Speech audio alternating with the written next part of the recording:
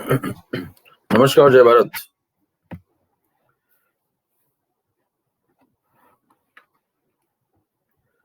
क्या हाल है भाई? नमस्कार नमस्कार नमस्कार। चलिए फटाफट आइए, जुड़ जाइए, शुरू करें, स्टार्ट करें फटाफट। प्लीज चैट ऑफ मत करना, हैंग हो जाता है। चैट तो ऑफ करनी ही पड़ती है। मैंने भी शेव किया। गुड मॉर्निंग, नमस्कार सभी को। सिमरन, रुद्र, प्रतीक्षा, चलो फटाफट आ जाओ जल्दी से।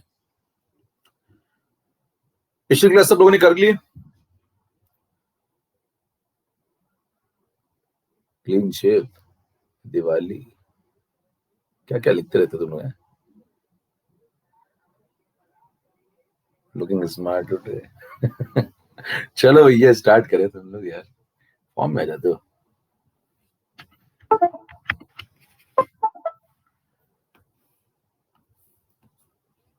चलो स्टार्ट करते हैं फटाफट। जो लोग नए उनके लिए बता दूं, मेरा नाम एकेएम सजेस्ट करना, मुझे कोचिंग फील्ड में जानते हैं। BTech from SBD Kanpur, MBA from triple IT Allahabad. 10 साल का एक्सपीरियंस, आकाश एलन सर्वोत्तम, सब जगह काम कर चुका हूं। जब भी जहां पे भी काम किया है, वर्चस्व पे किया है। काम तो बहुत लोग करते हैं। केमिस्ट्री में इंटरेस्ट चुका हूं। जमीन पटेल, सोमल अग्रवाल, कुमार 3942 एम्स 2016 2018 2019। मेरे नीट एम्स टॉपर्स आईटीएस को मैंने ट्रेन किया। जब नाम से मुझे सर्च कर सकते हैं अकेडमी में, आपको मिल जाऊंगा। ये नाम आप फॉलो कर लीजिए, ये नाम आपको मोक्ष की तरफ ले जाएगा। अगर अभी तक आपने इसे फॉलो नहीं किया, तुरंत फॉलो कर लीजिए, काफी जरूरत पड़ने वाली है।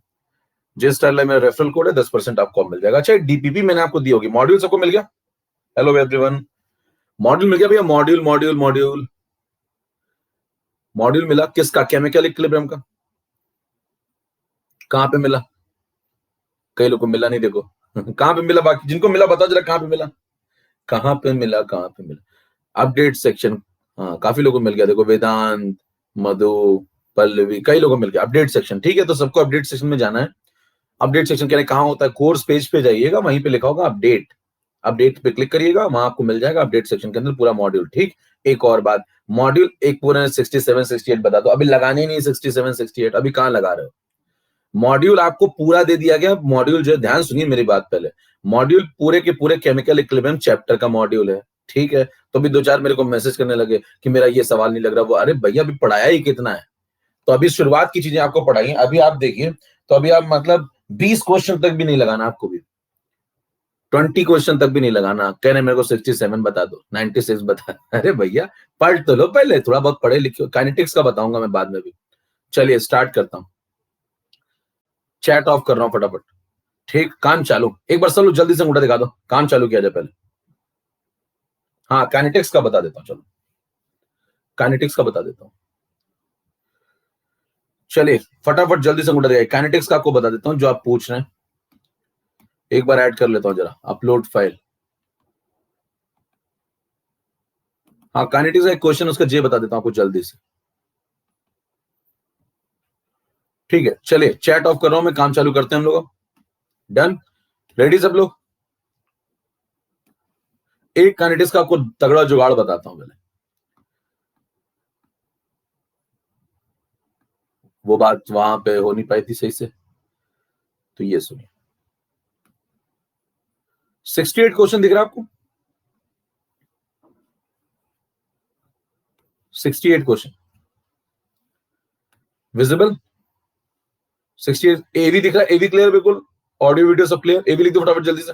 68 दिख रहा है? यस यस यस, चलो फटाफट स्टार्ट। 68 पढ़ो जल्दी से। क्वेश्चन नंबर 68 में कह रहा है फर्स्ट ऑर्डर रिएक्शन है 10% कंप्लीट होती है 20 मिनट में, 19% कितने टाइम में कंप्लीट हो जाएगी? 4 ऑप्शन देखिए।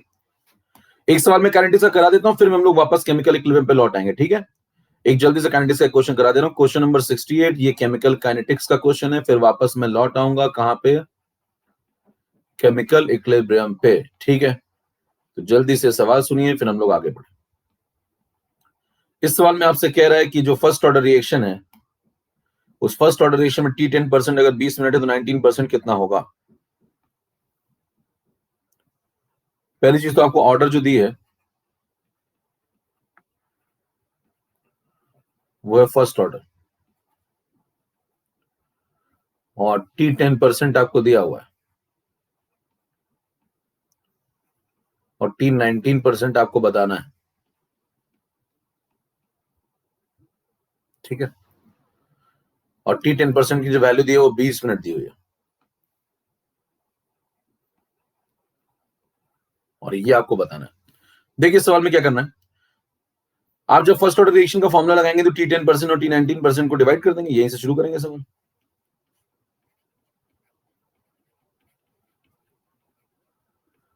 2.303 अपॉन के वाला टर्म तो कैंसिल ही हो जाएगा, तो यहाँ पे लिखेंगे लॉग, यहाँ पे भी लिखेंगे लॉग, ये सब तो पढ़ चुके हम लोग। इनिशियल को क्या लिखेंगे 100, क्योंकि उससे कोई फर्क नहीं पड़ता। तो बताइए अगर 10%, 100 में से 10 खत्म हो गया तो 90 बचेगा। या इनिशियल क्या लिखेंगे बताओ, 100 में से कितना खत्म हो गया, 19 खत्म हुआ केवल, है ना, तो 81 बचा। 100 में से 19 खत्म हो गया, 19 खत्म हो गया, तो 81 बचा, राइट। अब इसको सॉल्व कर लो, इसका रेशियो निकालो। इसका रेशियो निकालेंगे तो क्या करेंगे, देखो इसको लिखेंगे 0 काट दो। अब देखिए इसको कई लोग बकवास तरीकों से लगाते हैं, मैं आपको तेज तरीका बता रहा हूं, पहला ही आपको स्टेप सिखा रहा हूं कैसे जल्दी करें। इसको लिख दो log 10 माइनस log 9। देखिए मैं कैलकुलेशन बचा लिया मैंने, और देखो यहां पे लिख दो log of 100 minus log of 81, ठीक। फिर बताना log ऑफ 100 क्या होता है, बताओ 10 स्क्वायर, और 81 क्या होता है 9 स्क्वायर। तो इसका फायदा उठा लो भाई, इसको लिख दो log ऑफ 10 स्क्वायर और इसको लिख दो log ऑफ 9 स्क्वायर। तो ये बन जाएगा, बताओ ऊपर बन जाएगा log 10 माइनस log 9, और नीचे जब 2 इधर आएगा तो ये बन जाएगा 2 times of log 10 minus log 9। तो यहां से log 10 माइनस log 9 सॉल्व नहीं करना था, कई लोग इसको सॉल्व करने लगते हैं वहां पेपर में, तो ये पूरा इससे कैंसिल हो गया, तो आंसर आ गया 1/2। 1/2 जैसे इसका आंसर आया, खत्म हो गया खेल। ऊपर वाला 1 तो नीचे वाला 2, तो अब क्रॉस मल्टीप्लाई ना करने लगना, ऊपर वाला 20, ऊपर वाला 20 तो नीचे वाला 40, रेशियो ही तो है, खत्म हो गया। ये अगर 20 है तो भैया 40 होगा, खत्म, आंसर आ गया। एक तो ये बात हो गई, ये तरीका कितने लोगों को समझ में आ गया, कितने लोग समझ में आ गया, जल्दी से मुंडा दिखाई फटाफट, यस फटाफट 1-2 सेकंड के अंदर सब लोग दिखा दिया करो यार। चलो अब उसके बाद आ जाओ स्लाइड नंबर 1 ये हो गई, मान लो स्लाइड नंबर 2 पे चलिए। इसका तेज तरीका आपको एक और बताता हूं, जिसमें आपको ज्यादा लिखना नहीं पड़ेगा, दिमाग चलेगा। देखिए इसका जे क्या है, आपसे कहता है कि फर्स्ट ऑर्डर में आपने एक बात पढ़ी थी, इंपॉर्टेंट, याद करिए, कोई भी अगर परसेंटेज कन्वर्जन का परसेंटेज फिक्स कर दूं, जैसे 50%, 50%, T 50%, 50 फिक्स कर दिया मैंने कि मैं तो 50% ही कन्वर्ट करूंगा, तो बताइए उसको इस बात से कोई मतलब नहीं होता था कि कहां से आपने 50% खर्च किया है। 100 का आधा किया है तो भी उतना ही टाइम लगेगा फर्स्ट ऑर्डर में, 50 का आधा किया है तो भी उतना ही टाइम लगेगा, 25 का आधा कर दो तो भी उतना, कहीं से कहीं आधा कर दो तो क्या उतना ही टाइम लगेगा। तो मतलब परसेंटेज कन्वर्जन अगर फिक्स है तो आंसर भी फिक्स होगा। 80% है तो टाइम भी 20 मिनट लगेगा, चाहे आप कहीं से भी आधा करिए, 5 मोलर से आधा करिए, 5 मोलर का 80% कन्वर्ट करिए, चाहे 4 मोलर का करिए। ये बात समझ में आती है सबको, मतलब अगर परसेंटेज कन्वर्जन फिक्स है, क्लियर ये बात सबको, तो उसको इनिशियल से कोई मतलब फर्स्ट ऑर्डर में नहीं होता, राइट। अब इसी बात का हम लोग फायदा उठा लेते हैं, देखो इसी बात का फायदा उठा लेते हैं। देखो उसने क्या बोला, मैंने मान लिया इनिशियल कंसंट्रेशन 100 था, ठीक, मैंने मान लिया इनिशियल कंसंट्रेशन 100 था। अब बताना जरा 10% अगर कन्वर्जन हुआ, देखो सवाल पढ़ लो, सवाल ये है 10% कन्वर्जन 20 मिनट तो 19% बताना है। तो बताना 100 में से 10% पहले खर्च करो, बताओ 100 में से 10% खर्च करोगे कहां पहुंचोगे, बताओ जल्दी से। 100 का 10% क्या होता है, 100 का 10% 10 ही होता है। तो बताओ 100 में से 10 खर्च करोगे तो कहां पहुंचोगे, 90 पहुंचोगे, बराबर। और 100 का 19% खर्च कर दो जरा, 19%, 10% खर्च कर लिया, अब 19% बताना है, तो जो 100 में से 19 माइनस कर दो भैया, 100 में से 19 माइनस कर दो।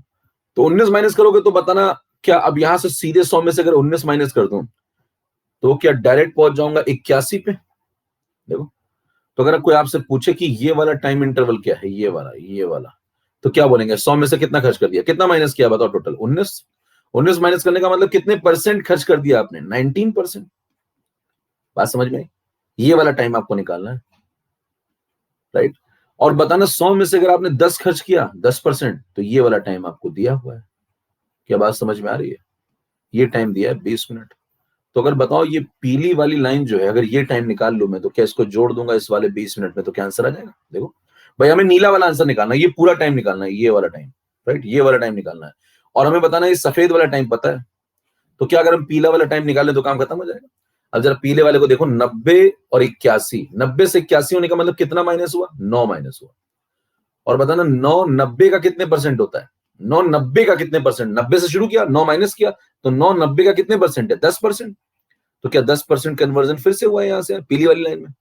और अगर यहाँ से यहाँ 10% कन्वर्जन हुआ है तो जरा मेरे को बताओ 10% कन्वर्जन फर्स्ट ऑर्डर चल रहा है, तो फर्स्ट ऑर्डर में 10% कन्वर्जन में अगर एक बार आपको 20 मिनट लगे हैं तो कहीं से भी 10% कन्वर्जन कर लो, लगेंगे तो 20 मिनट ही। यही फर्स्ट ऑर्डर की खास बात थी। तो बताइए ये भी 20 होगा तो ये भी 20 होगा, और 20 और 20 जुड़ गए तो बताओ ये क्या 40 आ गया? खत्म हो गया सवाल। कितने लोग को मौज आ गई? तोड़ डालिएगा, समझ में आ गई बात?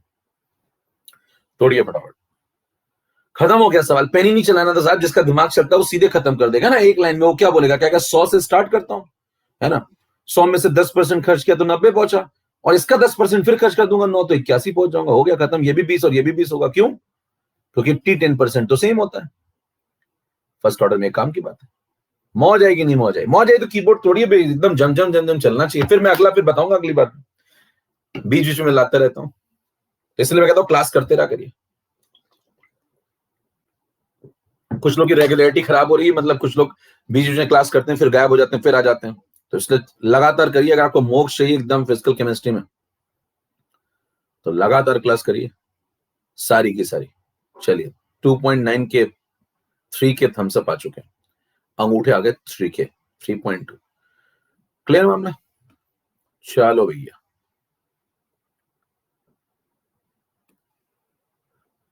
काइनेटिक्स का न्यू कोर्स बना दें। अभी मोल का पहले बन रहा है न्यू कोर्स, मोल सब लोग कर लेना। जितने लोग का मोल छूटा हुआ मैं नया कोर्स बना रहा हूं 15 तारीख से, रात को होगा, अंधेरी रात को एकदम, उसमें आके करना, ठीक है?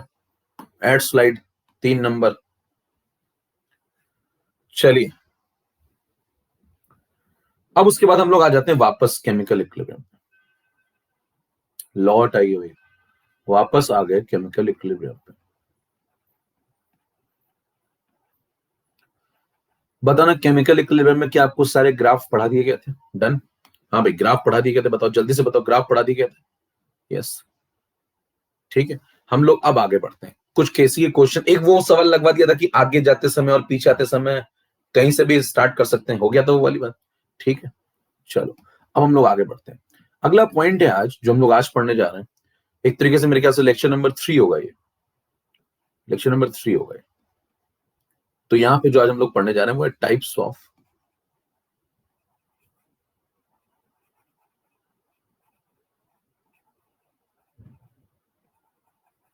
Equilibrium constant.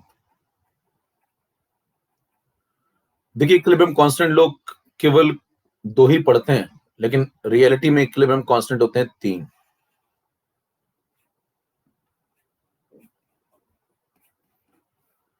जो डिफाइन है और जिन पे सवाल आ सकते हैं, केपी, केसी, और एक होता है के एक्स, ठीक है? ये वाला कम पढ़ते हैं लोग, लास्ट वाला। तो ये भी आप पढ़िए। यहाँ पे जो पी है वो रिप्रेजेंट करता है प्रेशर को, यहाँ जो सी है वो रिप्रेजेंट करता है कंसंट्रेशन को, और यहाँ पे जो एक्स है वो रिप्रेजेंट करता है मोल फ्रैक्शन को, ठीक है? अब एक एक करके आपको तीनों को समझना है, तीनों में क्या सवाल। पहले इनको दोनों को समझते हैं, क्योंकि इन पे सवाल सबसे ज्यादा आएंगे। अब देखिए इसमें रिलेशन कितने हो सकते हैं, अगर आप पढ़ने पे आ जाइए तो केपी, केसी और के एक्स कितने रिलेशन हो सकते हैं? देखो सवाल अगर बनाने पे आ जाए तो पहला रिलेशन इन दोनों में 1 2, फिर 2 3, फिर एक 3 1 या 1 3, बराबर? तो ये 3 रिलेशन पे सवाल आ सकते हैं। ज्यादातर सवाल जो आप पढ़ते हैं पढ़ाते हैं वो सब चलता है इस पे, ये जनता खूब पढ़ती है, ये मार्केट में खूब चलता है, लेकिन बाकी 2 रिलेशन लोग पढ़ते नहीं। और जिस दिन सवाल आ गया उस दिन फिर आएंगे कि भाई साहब, और सब सिलेबस में ये, उस दिन आ जाएंगे कहेंगे भाई साहब आज तो नहीं बेकार चूरा, आप क्या करें आज तो मुश्किल हो गई। तो मैं आपको सब पढ़ाता हूँ, इसीलिए मेरी क्लास अगर आप कर लेते हैं उसके बाद आपको कहीं से कुछ भी पढ़ने की आवश्यकता नहीं है, चुपचाप बस क्लास करिए और जाके सवाल लगाइए, ठीक है? चलिए तो टाइप्स ऑफ इक्विलिब्रियम कांस्टेंट में हम लोग एक एक करके तीनों को समझ लेते हैं। सबसे पहले हम लोग बात जो करने जा रहे हैं वो है रिलेशन। या रिलेशन से भी पहले एक बात कर लेते हैं, लिखना सीख लीजिए पहले, तीनों को लिखना सीख लेते हैं पहले। मान लो मेरे पास एक रिएक्शन है, ये वाली, अगली क्लास में मैं फिर एक जुगाड़ बताऊंगा, ठीक? हर क्लास में आपको एक एक जुगाड़ ऐसे देता जाऊंगा बीच बीच में, तो रेडी रहिए। काइनेटिक्स में फिर अगली क्लास में फिर एक चीज सिखाऊंगा आपको ऐसी, तो हर क्लास में आपको पीछे वाले का एक एक ऐसे देता जाऊंगा, फिर आगे बढ़ते जाएंगे। ठीक, ये चल रहा है।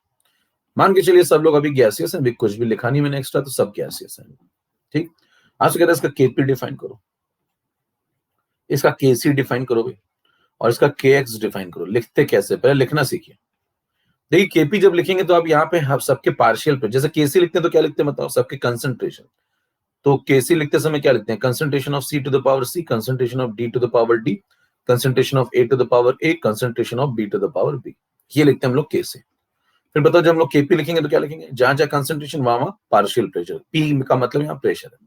तो partial pressure of C to the power C, partial pressure of D to the power D, partial pressure of A to the power A, ये लिख दिया, partial pressure of B to the power B. ये लिखने का तरीका देखिए। जब हम मोल फ्रैक्शन के टर्म वाला लिखेंगे इक्विलिब्रियम कांस्टेंट, तो उसमें लिखने का तरीका क्या होता है, इसमें लिखने का तरीका जहां जहां आपने कंसंट्रेशन लिखा था वहां वहां मोल फ्रैक्शन लिख दीजिए। तो यहाँ क्या लिखेंगे, mole fraction of C to the power C, mole fraction of D to the power D, mole fraction of A to the power A, और mole fraction of B to the power B. ठीक है, तो ये तीन बातें आ गई, KP, केसी और KX. ठीक, अब आप इसमें रिलेशन समझने जा रहे हैं। पहले मैं इन दोनों को निपटाता हूं, सबसे इंपॉर्टेंट यही रिलेशन, इसी बीच सवाल सबसे ज्यादा आते हैं, तो पहले इन पे काम कर लिया जाए। तो पहला करने जा रहे हैं हम लोग क्या, relation between Kp and Kc. Slide number 5 पे आ जाइए। Relation between Kp and Kc. ठीक है, अब हम लोग केपी केसी में रिलेशन निकाल रहे हैं। देखिए केपी केसी में रिलेशन निकालने के लिए देखो, एक केपी को मैंने एक्सप्रेशन को लिख लिया, केसी के एक्सप्रेशन को लिख लिया। अब इन दोनों में कनेक्शन ढूंढना है आपको। तो ये दो व्यक्ति हैं ऐसे, एक ये है और एक ये है, इन दोनों में कनेक्शन ढूंढना है आपको। ठीक है, अब कैसे कनेक्शन ढूंढेंगे वो सोचिए आप थोड़ा।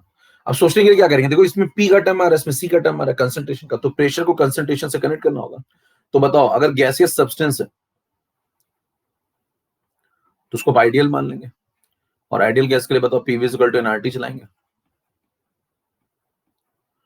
पीवी इक्वल टू एनआरटी अगर सही तो बताना पी इज इक्वल टू क्या हो जाएगा, एन अपॉन वीआरटी। तो पी इज इक्वल टू क्या आ जाएगा, सीआरटी।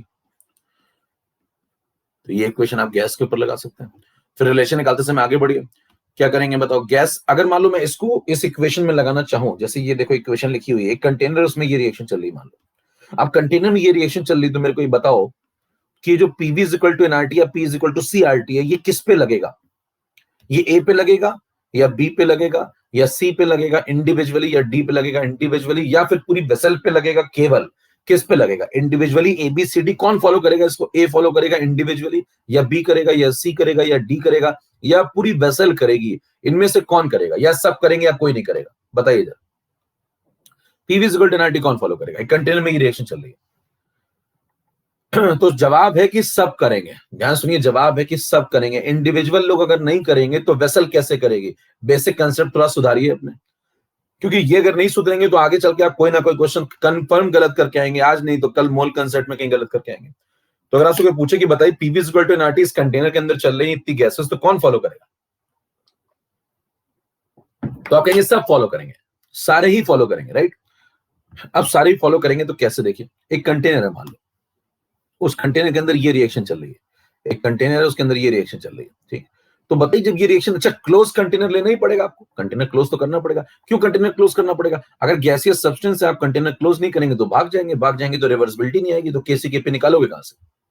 तो कंटेनर तो क्लोज है, मतलब ढक्कन तो लगाना पड़ेगा। हाँ, ढक्कन मूवेबल हो सकता है, देखिए ढक्कन भी विभिन्न प्रकार के हैं, ढक्कन तो लगाना पड़ेगा, ये तो कंफर्म है। ये ढक्कन स्लाइड भी कर सकता है और ये ढक्कन अपनी जगह कांस्टेंट भी हो सकता है। मतलब ऐसा भी मैं कर सकता हूं कि ये ढक्कन को नट लगा के भाग जाऊं, और ऐसा भी हो सकता है कि इसको मूवेबल पिस्टन बना दूं, ये मूव करता रहे। तो दोनों पॉसिबिलिटी है, लेकिन ढक्कन खोल के नहीं देखने का। खोल के देखेंगे तो क्या होगा, गैस भाग जाएगी, रिवर्सिबिलिटी खत्म हो जाएगी, केसी कहां से निकालोगे। तो हमेशा ढक्कन का लगा रहना जरूरी है। वो ढक्कन दो प्रकार के हो सकते हैं केमिकल इक्विलिब्रियम में, कौन कौन से। एक तो ऐसा ढक्कन जो बिल्कुल क्लोज कंटेनर, कहीं पे लिख दे क्लोज्ड वेसल, मान लो कहीं वर्ड लिख दिया क्लोज्ड वेसल, तो आप समझ जाइए कि ढक्कन टाइट एकदम करके भाग गया हो, वी कांस्टेंट कर दिया। कहीं पे लिख दिया मूवेबल पिस्टन, तो आप समझ जाना कि भाई साहब वो मूव कर सकता है, राइट। लेकिन दोनों में देखना, दोनों में क्या इंपॉर्टेंट बात है, जो एक बार आपने कंटेंट अंदर डाल दिया, जितना मास अंदर डाल दिया वो मास बना रहेगा, क्योंकि आप ढक्कन खोल के नहीं देख रहे, राइट। तो ढक्कन खोल के जब तक नहीं देखेंगे तब तक मास चेंज नहीं होगा। वॉल्यूम चेंज हो सकता है अगर ढक्कन स्लाइड हो गया तो, राइट। अब मेरे को एक बात बताइए, अगर मैं आपसे कहता हूं कि वॉल्यूम मैं फिक्स करके बैठा हूं, वी वॉल्यूम बिल्कुल फिक्स करके बैठा हूं, ठीक, मैंने यहाँ पे मान लो पिस्टन पे यहाँ पे टाइट कर दिया, नट लगा के भाग गया, तो बताइए पीवी इक्वल टू एनआरटी कौन फॉलो करेगा? तो आप कहेंगे सब फॉलो करेंगे। सब फॉलो करेंगे तो जरा देखते हैं 6 नंबर स्लाइड पे देखिए, इसी पे सवाल बन जाएगा। तो छोटी छोटी बातें इनको सीखिए, नहीं तो यहाँ पे दिक्कतें होंगी फिर आगे। गैस ए, गैस बी, गैस सी, अगर ये सब मान लो चारों की चारों इस कंटेनर में है, तो भैया पीवी इक्वल टू एनआरटी तो ये भी फॉलो करेगी, ये भी करेगी, ये भी करेगी, ये भी करेगी। देखिए जब ये करेगी तो आप लगाएंगे PV is equal to NRT, इसके ऊपर भी, इसके ऊपर भी, इसके ऊपर भी, और इसके ऊपर भी, और तो और पूरी वेसल पे भी, ध्यान दीजिए पूरी वेसल पे भी, वेसल भी फॉलो करेगी। अब सवाल उठता है कि कैसे, क्या चल रहा है, जरा समझाओ। ध्यान दीजिए जब गैस ए फॉलो करेगी तो आप क्या लिखेंगे? यहाँ पे प्रेशर किसका लगाएंगे? गैस ए का, राइट। या प्रेशर किसका लगेगा? गैस ए का, पार्शियल प्रेशर ऑफ ए। या वॉल्यूम किसका लगेगा? वेसल का। वॉल्यूम किसका रहेगा? वेसल का। ध्यान दीजिए इक्विलिब्रियम मान लो आ गया यहाँ पे, तो इक्विलिब्रियम में बताना ये पिस्टन तो रुक जाएगा ना, वॉल्यूम फिक्स हो जाएगा ना एक पर्टिकुलर, तभी तो आप इक्विलिब्रियम गेन कर पाए, नहीं तो पिस्टन ही मूव करता रहेगा तो इक्विलिब्रियम कहाँ है? तो बताइए जब इक्विलिब्रियम आता है तो वी यहाँ पे जो पिस्टन, ध्यान सुनिए कंसेप्ट जो मैं बता रहा हूँ, जब इक्विलिब्रियम आएगा तो अगर ये मूवेबल पिस्टन भी हुआ तो ये रुक जाएगा, क्योंकि सब कुछ बैलेंस हो जाएगा। तो मान लीजिए मैं इक्विलिब्रियम पे चला गया, तो बताइए वी एक पर्टिकुलर आ चुका होगा उस समय, और वो जो वॉल्यूम होगा वो पूरे कंटेनर का वॉल्यूम होगा, और जो कंटेनर का वॉल्यूम होता है वही गैस का वॉल्यूम होता है। मान लीजिए इक्विलिब्रियम पे 4 लीटर का कंटेनर है, मान लो मैं ऐसे कहता है इक्विलिब्रियम पे 4 लीटर का कंटेनर, तो बताइए 4 लीटर किसका वॉल्यूम है? ए का, बी का, सी का, या डी का, या पूरे मिक्सचर का? किसका वॉल्यूम है फिर? किसका वॉल्यूम है? सबका। सबका। आई बात समझ में? बीच में चैट ओपन करता हूं देखने के लिए कि क्या आपको बात समझ में आ रही कि सबका है? सबका भैया, चाचा छत से उतरो। अगर गैसियस सब्सटेंस अंदर है तो ए का भी वही वॉल्यूम है। ध्यान दीजिए अगर अंदर 4 गैसेस भरी हैं तो कोई पूछेगा ए का क्या वॉल्यूम है, तो वो भी 4 लीटर ही है। तो गैस रैंडमाइज मोशन करती है तो पूरा वॉल्यूम कवर करने की कोशिश करेंगे। तो बताइए बी का वॉल्यूम भी 4 लीटर, सी का भी 4 लीटर, डी का भी 4 लीटर, राइट, और वेसल का भी 4 लीटर, पूरे मिक्सचर का भी 4 लीटर। तो बताइए यहाँ पे वी जो आप लगाते हैं वो किसका लगाते हैं? कोई पूछे वी किसका लगाते हो, कहेंगे वी वेसल का लगाता हूं, वी वेसल का लगाते हैं। ध्यान दीजिए कोई आपसे पूछे कि बताओ वेसल का क्यों लगाते हैं, तो बोलेंगे गैस का वॉल्यूम जो मानते हैं वो वेसल के वॉल्यूम के बराबर मानते हैं। क्यों मानते हैं? ऐसा आइडियल गैस है मानते हैं। अच्छा, ऐसा आइडियल गैस में क्यों मानते हैं? क्योंकि गैस के वॉल्यूम की डेफिनेशन ही होती है free available space for motion, free available space for motion, यानी कि आप किसी गैस को मोशन के लिए जितनी जगह देते हैं वही उसका वॉल्यूम होता है। तो अगर आप किसी को 4 लीटर के कंटेनर में डाल देंगे तो उसका वॉल्यूम 4 लीटर माना जाएगा। ये बात समझ में आ रही है? तो बताइए यहाँ पे वी किसका लगाते हैं? वेसल का। यहाँ मोल किसके लगेंगे? ए के। आर कौन सा? यूनिवर्सल कांस्टेंट है। टी कौन सा? वेसल का। जो पूरी वेसल का टेम्परेचर है वही ए का भी वेसल, ए का भी टेम्परेचर होगा, राइट। तो इस तरीके से ए पे लगेगा। बी पे कैसे लगेगा बताओ? पार्शियल प्रेशर किसका? बी का। वॉल्यूम किसका? वेसल का, बराबर। मोल किसके? बी के। आर तो यूनिवर्सल कांस्टेंट, टी किसका? वेसल का। जो वेसल का टेम्परेचर होगा वही सब गैसेस का माना जाएगा। मान लीजिए वेसल 400 केल्विन पे है, तो बताइए आप ए का टेम्परेचर कितना लगाएंगे? 400, बी का 400, सी का 400, डी का 400, मिक्सचर का भी 400। समझ में आ रही बात? ये सब बातें सीखिए, क्योंकि आप कैलकुलेशन जब करेंगे ये सब आपको नहीं आता होगा तो आप फंस जाएंगे। Partial pressure of C, volume किसका? वेसल का। मोल किसके? सी के। आर तो यूनिवर्सल कांस्टेंट है, टी किसका? वेसल का। यहां बताना पार्शियल प्रेशर किसका? डी का। वॉल्यूम किसका? वेसल। मोल किसके? डी के। आर तो यूनिवर्सल कांस्टेंट, टी किसका? वेसल का। उसके बाद और नीचे आ जाओ, और नीचे आ गो तो यहाँ पे पी कौन सा लगेगा बताओ? P total. यहाँ पे पी कौन सा लगेगा? P total. वॉल्यूम किसका लगेगा बताओ? वेसल का। मोल कौन से लगेंगे? टोटल। आर तो आपको पता ही है। टी कौन सा लगेगा? वेसल का। क्या आपको ये पांचों इक्वेशन क्लियर है? 1 2 3 और ये 4 और ये 5। डन? क्या पांचों इक्वेशन क्लियर है? अब मेरे को बताना पांचों इक्वेशन कैसे होल्ड कर रही होंगी। अगर आप इन चारों को जोड़ दीजिए, इन चारों को जोड़ दीजिए तो पांचवी वाली आ जाएगी। जरा चारों को जोड़ के देखना, जरा इन चारों को, कैलकुलेशन का कंसेप्ट देखना, जरा इन सब बातों को क्वेश्चन में रिलेट कर दूंगा अभी लास्ट में। जरा इन चारों को जोड़ के देखना जरा भाई। केपी केसी तो रिलेशन 50 लोग पढ़ा देंगे, जरा आप अंदर तो चलिए ना, सवाल के अंदर जाइए थोड़ा। इन चारों को जोड़ना जरा, बताना क्या वेसल का वॉल्यूम कॉमन आ जाएगा? वेसल का वॉल्यूम कॉमन आ जाएगा यहां से, तो बताओ क्या बचेगा? PA plus PB plus PC plus PD और वी वेसल बाहर। यहां बताना आरटी तो कॉमन आ जाएगा। देखो आरटी आरटी आरटी कॉमन आ जाएगा क्योंकि टी तो सबका सेम है। अंदर क्या आएगा, Na plus Nb plus Nc plus Nd। कितने को बात समझ में आ रही? और बताना जो Na plus Nb plus N of C plus N of D बनेगा वही तो N टोटल है, और RT उसका बाहर इंतजार कर रहा है। बताइए जो PA है प्लस PB है प्लस PC है प्लस PD है, वो मिल करके लास्ट में क्या बन जाएगा, वही तो P टोटल बन जाएगा, डाल्टन्स लॉ। और बाहर उसका कौन इंतजार कर रहा है, V वेसल। तो क्या इन चारों को जोड़ने से ही पांचवी वाली आई? कितने को बात समझ में आ गई? तोड़िए फटाफट। ये सब बातें बहुत इंपॉर्टेंट है, क्योंकि ये अगर आपको नहीं आती होंगी तो आगे सवालों में आप फंसेंगे।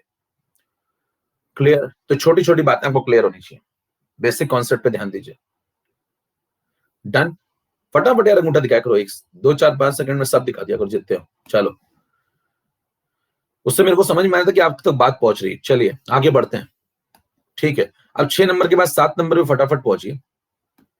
7 नंबर हम लोग क्या करते हैं, लिख लेते हैं इस बात को। मान लो मैंने इक्वेशन नंबर 1 2 3 4 सबको जोड़ दिया है ना। Equation number 1 plus 2 plus 3 plus 4 सबको जोड़ दिया। तो बताओ इक्वेशन नंबर 1 2 3 4 अगर जोड़ोगे तो क्या आ जाएगी? चेक करो। पार्शियल प्रेशर यहां से देखो कॉमन आ जाएगा, वी वेसल। तो क्या आएगा अंदर बताओ? Partial pressure of A partial pressure of B plus partial pressure of C plus partial pressure of D, और बाहर कौन आ जाएगा बताओ? Common V vessel. बार बार मैं लिख रहा हूं वी वेसल, क्लियर कट, जिससे समझ में आए। इधर बताओ कौन कॉमन आएगा? आरटी आरटी कॉमन, अंदर आएगा Na plus NB plus NC, अंदर आएगा Na plus NB plus N of C plus N of D, और बाहर कौन आ जाएगा? आरटी। इतनी बात समझ में आ गई? अब मेरे को एक बात बताइए, इसको क्या बोलते हैं? इसी को तो पी टोटल बोलते हैं, डाल्टन्स लॉ। अगर एक कंटेनर में 4 गैसेस हैं तो चारों के पार्शियल प्रेशर को आप जोड़ दीजिए, तो क्या total pressure of the vessel आ जाएगा? यस। और वी वेसल यहां लगा देंगे, और बताना इज इक्वल टू, अगर चारों के मोल जोड़ देंगे तो क्या टोटल मोल आ जाएंगे? यस। और बताना यहाँ पे R इंटू टी लगा दूंगा तो क्या कहानी खत्म हो जाएगी? बताइए ये इक्वेशन कौन सी वाली आ गई? क्या पूरी वेसल पे भी आपने पीवी इक्वल टू RT लगवा दिया? यस। तो बताइए वेसल पे लगता ही कैसे है? जब गैसेस नहीं फॉलो करेंगी तो वेसल कैसे, पूरी मिक्सचर कैसे फॉलो करेगा? तो आप क्या बोलेंगे? पीवी इक्वल टू RT कौन फॉलो करता है? आज के बाद क्या बोलेंगे? कहेंगे इंडिविजुअल लोग भी फॉलो करते हैं, और पूरी वेसल जो है वो उसका मिक्सचर भी फॉलो करता है, राइट? अब आगे बढ़ते हैं। हमारा मकसद थोड़ा था उससे हल्का सा हम लोग इधर आ गए कंसेप्ट समझने के लिए, लेकिन हमारा मकसद था केपी केसी में रिलेशन निकालना। हालांकि हम कुछ कुछ कर चुके हैं काम। देखिए अगर पीवी इक्वल टू एनआरटी आ गया तो बताइए क्या इस, अगर Na की जगह यहाँ V डिवाइड कर दें इधर ला करके Na के नीचे, तो Na अपॉन V क्या बन जाएगा बताओ? Na upon V, mole of A upon volume of vessel. Na upon V क्या बन जाएगा? कंसंट्रेशन ऑफ ए। तो बताइए क्या इस इक्वेशन की जगह पर हम लोग लिख सकते हैं ऐसे? Partial pressure of A is equal two moles of A upon volume of the vessel into RT. और बताओ ये क्या बन जाएगा? क्या इसको बोल देंगे concentration of A into RT, और ये पार्शियल प्रेशर ऑफ ए के बराबर आ जाएगा। क्या ये बात समझ में आ रही है? क्या इसी तरीके से हम सेकंड इक्वेशन भी लिख सकते हैं, थर्ड भी लिख सकते हैं? डन। तो अगर हम चारों लिख दें, और चारों लिखने के बाद चारों का डेटा निकालने के बाद प्रेशर को कंसंट्रेशन से रिलेट कर लें और फिर आगे बढ़ जाएं। देखिए PV is equal to NRT अगर कोई फॉलो कर रहा है तो क्या वो P is equal to CRT भी फॉलो कर रहा होगा? तो P is equal to CRT तो लिखा हुआ, देखो ये क्या लिखा हुआ? P is equal to CRT तो लिखा है। सी का मतलब क्या? Concentration, concentration of A into RT. तो बताइए क्या हम इन चारों इक्वेशन को थोड़ा मॉडिफाई कर लें? तो 8 नंबर स्लाइड में चलिए। बताइए 8 नंबर स्लाइड में अगर हम लोग चलें तो क्या गैस ए के लिए डायरेक्ट लिख सकते हैं? गैस ए के लिए लिख सकता हूं मैं partial pressure of A is equal to concentration of A into RT. वहीं से लिख रहा हूं पीछे से। Partial pressure of B, C के लिए लिख लो, डी के लिए लिख लो। Partial pressure of B is equal to concentration of B into RT. Partial pressure of C is equal to concentration of C into RT. Partial pressure of D is equal to concentration of D into RT. फिर बताइए इन चारों को उठाइए और put कर दीजिए। कहां पे? केपी के एक्सप्रेशन में। केपी का एक्सप्रेशन देखो भैया, ये था, ये, इसमें चारों को पुट करो तो वो कनेक्ट हो जाएगा किससे? केसी से। यही हमारा काम था, कर लेते हैं जरा फटाफट। तो इक्वेशन के लिए जरा केपी का एक्सप्रेशन जो लिखा था उसको उठाओ,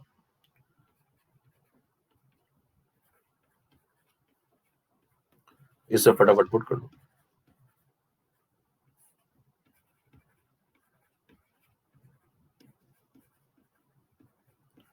इसमें चारों की वैल्यू पुट करो। चारों की वैल्यू पुट करोगे तो पीसी की जगह क्या लिखोगे बताओ? सीआरटी। पीडी की जगह डीआरटी, पीए की जगह एआरटी, पीबी की जगह बीआरटी। पावर कितनी कितनी लगा दो जो लगी है, इसके ऊपर क्या लगी है सी, इसके ऊपर क्या लगी है डी, इसके ऊपर क्या लगी है ए, और इसके ऊपर लगी है बी। यहां तक पहुंच गए। फिर क्या करो, देखो यहाँ पे आरटी वाला पोर्शन एक तरफ ले जाओ, बाकी सबको एक तरफ ले जाओ। देखो आरटी वालों को एक तरफ ले जाओ, RT power C, RT power D, RT power A, RT power B, इनको एक तरफ ले जाओ। और बाकी जो बचेगा वो क्या बचेगा, सी power C, D power D, A power A और बी पावर बी, इसको एक तरफ रख दो। अगली स्लाइड में चलते हैं 9 नंबर पे। बताइए केपी आप सॉल्व कर रहे थे, कहानी यहां तक पहुंच गई। अगर आप C to the power C, D to the power D, A to the power A और B to the power B, इनको एक साइड रख दें, तो बताइए बाकी इसमें क्या बचा फिर। या आरटी वाला पोर्शन एक तरफ कर लो, तो आरटी पावर सी और डी यहां से जुड़ जाएंगे और नीचे से ए और बी जुड़ जाएंगे, ये दोनों, है ना, नीचे से ए और बी जुड़ जाएंगे। तो क्या लिखें बताओ, यहाँ पे आएगा आरटी पावर, ऊपर आएगा सी प्लस डी और नीचे आएगा ए प्लस बी। तो सी प्लस डी ऊपर आ गया और सी प्लस डी में से ए प्लस बी ऊपर जाके माइनस हो जाएगा। ये आंसर आ गया। अब मेरे को एक बात बताओ, ये जो एक्सप्रेशन आया है, ये एक्सप्रेशन किस चीज का है? देखो पीछे पलट के देख लो, ये एक्सप्रेशन किस चीज का, देखो केसी का, ठीक है। तो बताइए इसकी जगह केसी लिख सकते हैं, इसकी जगह केसी लिख दो। तो आंसर आ गया Kp is equal to Kc into R T to the power, ये वाला टर्म। अब ये वाला जो टर्म है इसको जरा समझिए, सी और डी किसके मोल है, गैसियस मोल। देखो प्रोडक्ट के, देखो सी और डी किसके मोल है, इस रिएक्शन की बात हो रही है।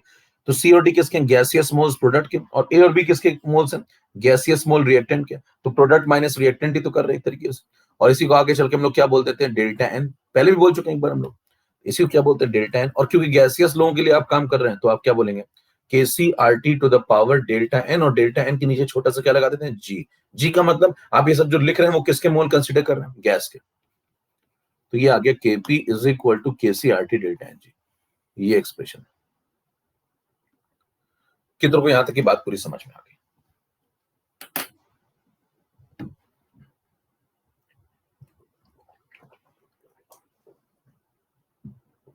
फटाफट चलिए, अब ध्यान सुनिए। इस एक्सप्रेशन में जो डेल्टा एन है, इस एक्सप्रेशन में जो डेल्टा एन जी है, उसको थोड़ा समझ लीजिए। इसमें जो डेल्टा एन जी, इसको जरा समझ लीजिए। डेल्टा एन जी क्या है, फाइनल माइनस इनिशियल। देखो फाइनल प्रोडक्ट के मोल माइनस रिएक्टेंट के मोल, इसको डेल्टा एन जी बोला गया। जैसे रिएक्शन क्या थी, और उसके लिए आप एक अलग स्लाइड में ले लेते हैं। देखिए रिएक्शन जो आप चला रहे हैं, 10 नंबर स्लाइड में आ जाइए। जिस रिएक्शन के लिए आपने ये रिलेशन लिखा है, ये रिएक्शन थी,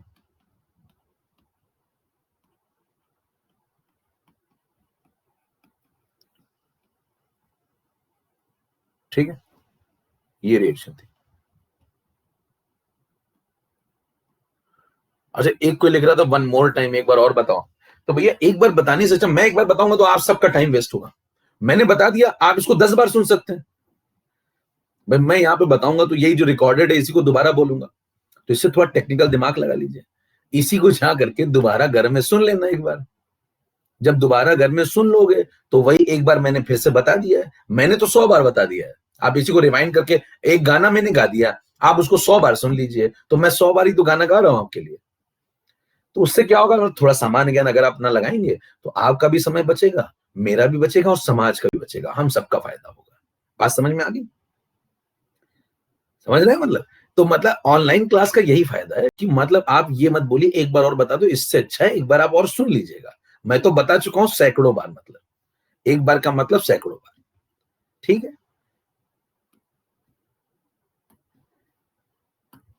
चलिए अब देखिए, तो टाइम मत वेस्ट करिए।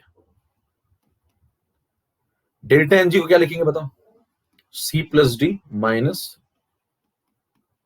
ब्रैकेट के अंदर ए प्लस बी। तो बताइए ये है डेल्टा एनजी। इसमें बताओ ये क्या चीज है, ये है प्रोडक्ट के मोल और ये है रिएक्टेंट के मोल, ठीक है। ये भी गैसियस है, ये भी गैसियस है। तो इसीलिए यहाँ पे देखो डेल्टा एन के नीचे क्या लगा हुआ है, डेल्टा एन के नीचे जो जी लगा है वो क्या रिप्रेजेंट करता है, जी क्या रिप्रेजेंट करता है, गैसियस मोल्स। तो ये सम्मान में नहीं लगा है ना। इसको आप ऐसे भी लिख सकते हैं, सिग्मा लगा लीजिए यहाँ पे। सिग्मा क्यों लगा लें, क्योंकि हो सकता है प्रोडक्ट के मोल, कई सारे गैसियस मोल हो प्रोडक्ट में, जैसे इन 2 जगह है प्रोडक्ट के मोल गैसियस, यहां भी लगा लिया सिग्मा। रिएक्टेंट भी 2 टाइप के हैं, ठीक है, 3 टाइप के भी हो सकते हैं कल को। तो इसको अगर और खोल के लिखें, डेल्टा एन का मतलब कभी भी डेल्टा एन निकालना हो या डेल्टा निकालना हो तो क्या करते हैं, फाइनल माइनस इनिशियल। तो आप ऐसे भी लिख सकते हैं final minus initial. Final mole gaseous, initial mole gaseous, sigma sigma final minus initial, ऐसे भी डिफाइन कर सकते हैं। तो ये सब डिफाइन करने के तरीके हैं। तो डेल्टा एन मेरे ख्याल से डिफाइन है। अच्छा, इस इक्वेशन में डेल्टा एन में जगह किसको मिलेगी? सॉलिड को नहीं मिलेगी, लिक्विड को नहीं मिलेगी, गैस को मिलेगी। क्यों गैस को ही क्यों मिलेगी? सॉलिड लिक्विड से आपको क्या एलर्जी है? इसमें जगह क्यों नहीं देते आप? ध्यान दीजिए, क्योंकि ये जो रिलेशन आप फॉलो करा रहे हैं Kp is equal to Kc R T delta N G, बराबर, ये रिलेशन जो आप फॉलो करा रहे हैं, है ना, इस रिलेशन को आया कहां से? जरा पीछे पलट के देखिए, ये रिलेशन कब आया? जब ये हुआ। ये कब हुआ? जब ये हुआ। ये कब हुआ? थोड़ा पीछे जाओ, जब ये सब हुआ। ये सब कब हुआ? जब इसकी जगह पे आपने ये पुट किया, इसकी जगह पे ये पुट किया, मतलब इन चारों को पुट किया। इन चारों को आप ऐसा कब पुट कर सकते हैं? जब ये चारों ये बात फॉलो कर रहे हो। ये चारों ये बात कब फॉलो करेंगे? जब आप पीछे आइए थोड़ा, जब जब ये सब फॉलो कर रहे हो। और ये सब जब फॉलो करेंगे तभी फॉलो करेंगे जब ये सब गैसियस लोग हों। गैसियस लोग ही ये वाला एक्सप्रेशन फॉलो करेंगे। तो फिर जब गैसियस लोग ये वाला एक्सप्रेशन फॉलो करेंगे तो फिर गैसियस लोगों को ये वाला एक्सप्रेशन फॉलो करना होगा और गैसियस लोग को यहाँ जगह मिलेगी, बराबर। तो इसका मतलब यहाँ पे आपको किसके मोल कंसीडर करने चाहिए? सिर्फ गैस के, सॉलिड और लिक्विड को कंसीडर नहीं करना है, बराबर। चलिए नेक्स्ट स्लाइड पे चलते हैं, 11 नंबर। अब कुल मिला के आपके पास एक रिलेशन आ गया, Kp is equal to Kc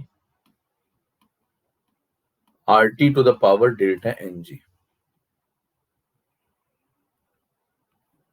अब इस रिलेशन का फायदा उठाएं थोड़ा। देखिए ये जो रिलेशन आ गया इसमें आप देखिए 3 केसेस पढ़ते हैं, है ना, इसमें 3 केसेस पढ़ते हैं।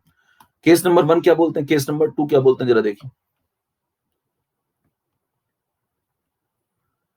कोई पूछे केस नंबर 1 क्या बोलते हैं? अगर डेल्टा एन जी की वैल्यू पॉजिटिव हो गई तो, अगर डेल्टा एन जी की वैल्यू नेगेटिव हो गई तो, और अगर डेल्टा एन जी की वैल्यू 0 हो गई तो। अब देखिए लोग क्या पढ़ते हैं कि अगर डेल्टा एन जी पॉजिटिव हो गया तो क्या लिख देते हैं सीधे? आपको पता होगा, मेरे क्या सब जानते होंगे यहाँ पे, केपी ग्रेटर देन केसी। कोई पूछे कहां से आ गया, अभी बताते हैं। नेगेटिव है तो लेस देन केसी, इक्वल है 0 है तो केपी इक्वल टू केसी। जरा इसको समझने की कोशिश करिए जरा। आपसे कहता है कि साहब अगर डेल्टा एन जी पॉजिटिव आ गया, केपी ग्रेटर देन केसी होता है, ऐसा लोग पढ़ते हैं। ये कितने लोगों ने पढ़ा है? मतलब केस नंबर 1 ऐसा देखा हुआ है कभी कि हाँ ऐसा होता है भाई? कितने लोग पढ़ा है अपनी जिंदगी में? कभी ना कभी पढ़ा होगा, मेरे ख्याल सब नहीं पढ़ा होगा कि डेल्टा एन जी ऊपर पॉजिटिव हो गया तो केपी केसी से बड़ा हो जाएगा। सब नहीं पढ़ा होगा। ठीक है, मेरी एक बात सुनिएगा जरा। अब ये सही है, सही पढ़ा है ना आपने, इतना जीवन में पूरी जिंदगी पढ़ा है तो सही पढ़ा होगा, मान के चले सही पढ़ा होगा ये। जरा मैं साबित करता हूं, कुछ बातें सुनिएगा, देख लीजिए जरा। क्या कह रहे हैं आपने, क्या पढ़ा है भाई? कह रहे हैं डेल्टा एन जी जब पॉजिटिव होता है तो केपी केसी से बड़ा होता है, ये पढ़ा है आपने, ठीक है। अब जरा मेरी बात सुनना। मान लो मैं आपसे कहूं KP is equal to, check करते हैं जरा, KC R T to the power delta N g. अब जो बताइए इसमें आर तो कांस्टेंट है लेकिन टी तो वेरिएबल है। तो मान लो मैंने ऐसा कुछ किया, दिमाग लगाया कि केसी इंटू आर टी की जगह पे, मान लो मैंने आर टी की जगह पे 0.1 पुट कर दिया। अगर मान लो मैं आर टी की जगह पे 0.1 पुट कर दूं तो बताइए ये हो गया 0.1, और डेल्टा एन जी मैंने पॉजिटिव ले लिया। आपके कहने, आपने कहा था ना पॉजिटिव लो, तो मैंने पॉजिटिव ले लिया, +2 ले लिया, लो +2 ले लिया तो ये लो +2 हो गया। ठीक है, कोई दिक्कत तो नहीं ना। डेल्टा एन जी आपने बोला था ना पॉजिटिव लेने को, तो मैंने देखो ले लिया पॉजिटिव, ये लो। मैं चेक करना चाहता हूं थोड़ा, तो ये आगे केसी इंटू 0.1 स्क्वायर क्या हो जाएगा, 0.01। ठीक है, तो ये हो गया केसी अपॉन 100। यहां तक ठीक है बात, देखो 1/100 लिख दिया इसको, तो ये आ गया केपी। यहां से आ गया केसी इज इक्वल टू 100 केपी। देखो ये इधर आ जाएगा ना, केसी इज इक्वल टू 100 केपी। तो यहां से केसी केपी से बड़ा आ गया 100 गुना वो भी। और आप तो शुरू में कह के बैठे थे कि केपी बड़ा आएगा।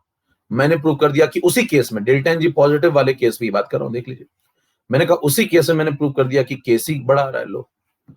अब बताइए पहला वाला सही नहीं है या दूसरा वाला गलत है? हाँ भाई, प्रश्नवाचक चिन्ह उठ गया, फिर बड़ा सा कह क्या हो गया, ये सब तो खिलवाड़ हो गया मेरी जिंदगी के साथ। मैंने तो छोटा वाला चूरन का पैकेट खा के आ गया मैं तो, है ना। और भाई साहब ये सब कुछ पता ही नहीं, कह रहे ये आ गया तो मैं भाग जाऊंगा, जंगल में चला जाऊंगा मैं तो।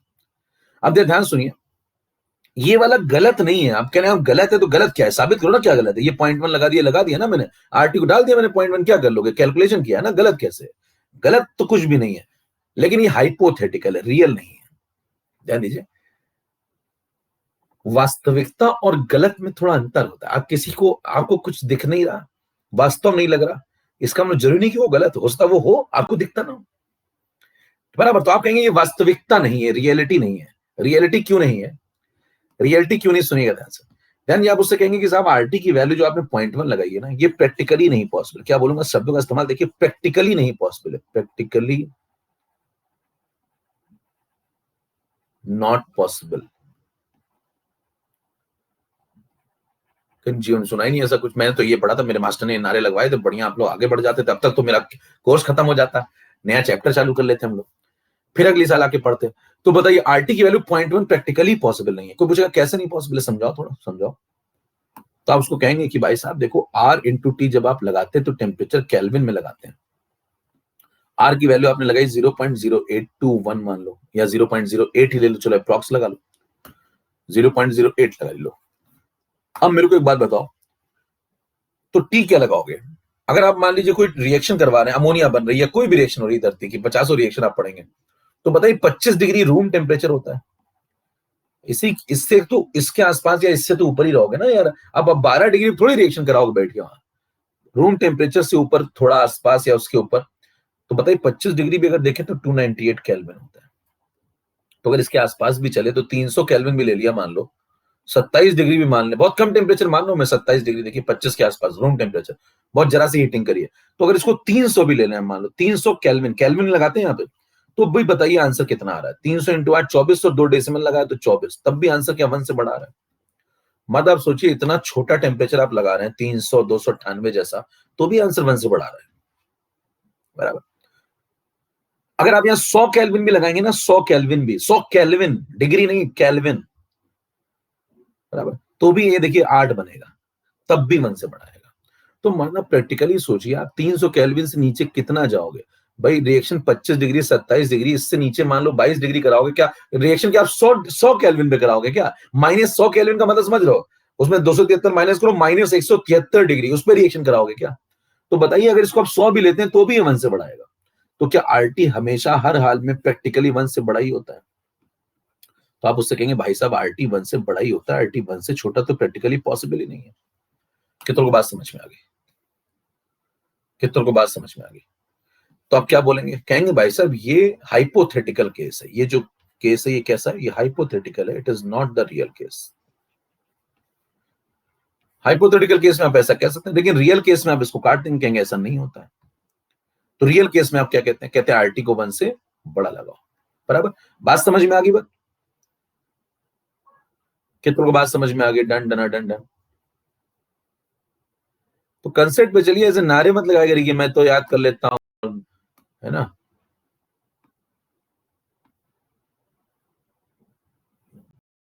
चलिए आगे बढ़े। सिर्फ मैं कह रहा हूँ क्लासेस करना जरूरी है। अगर आप क्लास सिस्टमेटिकली करेंगे तो आपको सारे कंसेप्ट क्लियर हो जाएंगे, कि छोटी छोटी बातें से लेकर बड़ी बड़ी बात सब कुछ। अब देखिए मैं कहूंगा आरटी की वैल्यू 1 से बड़ी होगी।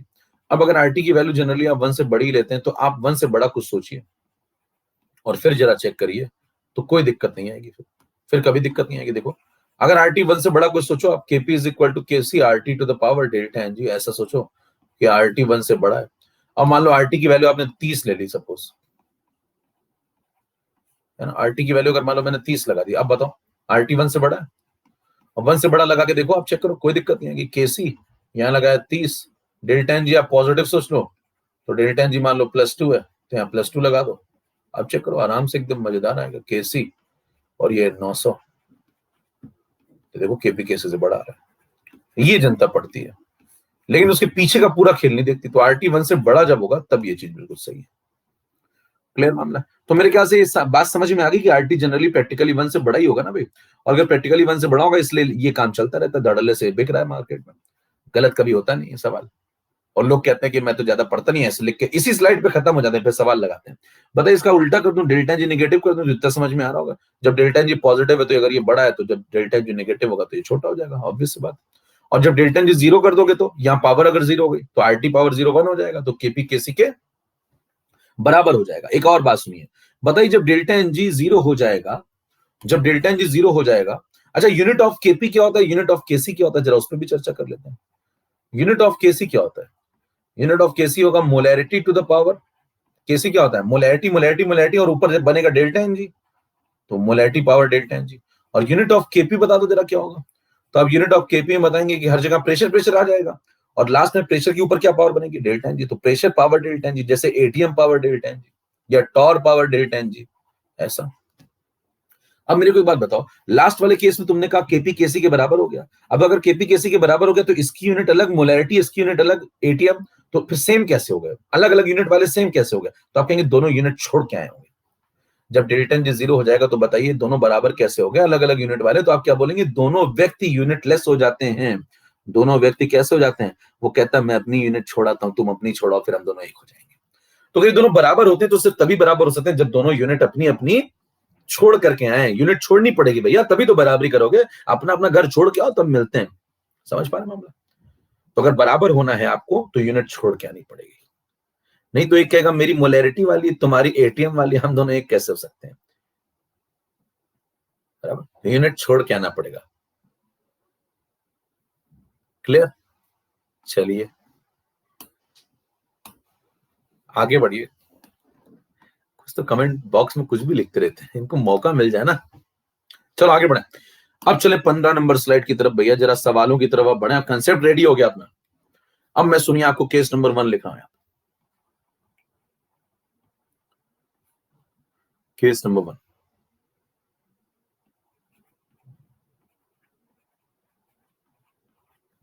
मैं कुछ ऑप्शन लिखूंगा, आपको बताना है कैसा लगता है।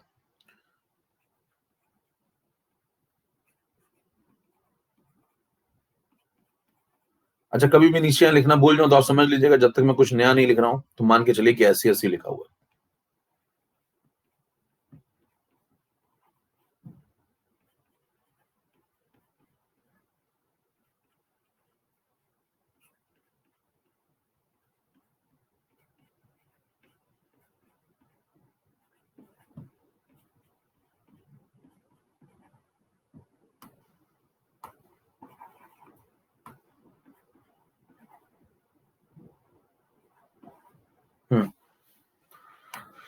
इनमें से कौन सही है?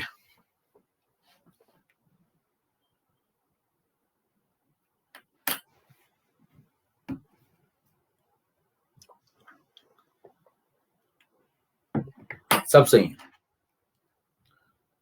सब सही है। देखिए जब डेल्टा एन जी पॉजिटिव होगा, डेल्टा एन जी जब पॉजिटिव होगा तो केपी केसी से बड़ा होगा, बिल्कुल ठीक बात है। तो इधर केसी को डिवाइड कर दो तो केपी का केसी 1 से बड़ा हो जाएगा, ठीक है। इसको लाके इधर माइनस कर दो तो केपी माइनस केसी पॉजिटिव हो जाएगा, ये भी ठीक है।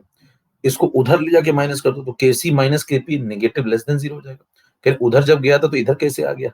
कहने जाता उधर है निकलता इधर से, कह ऐसा कैसे हो जाता है? घर पे जाकर सोचना ठंडा पानी पी के। चारों सही है।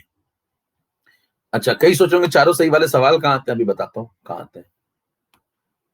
केस नंबर 2 सुनो पहले। केस नंबर 2 में मान लीजिए डेल्टा एन नेगेटिव वाला केस ले लेते हैं।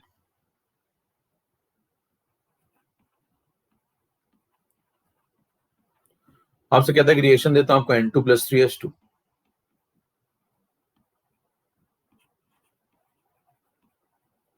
Twice ammonia. फिर आपसे कहता है 4 ऑप्शन ले लो।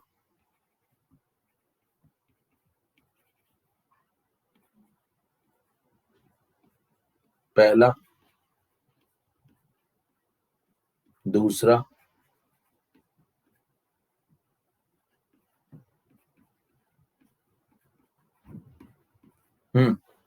कौन सा सही?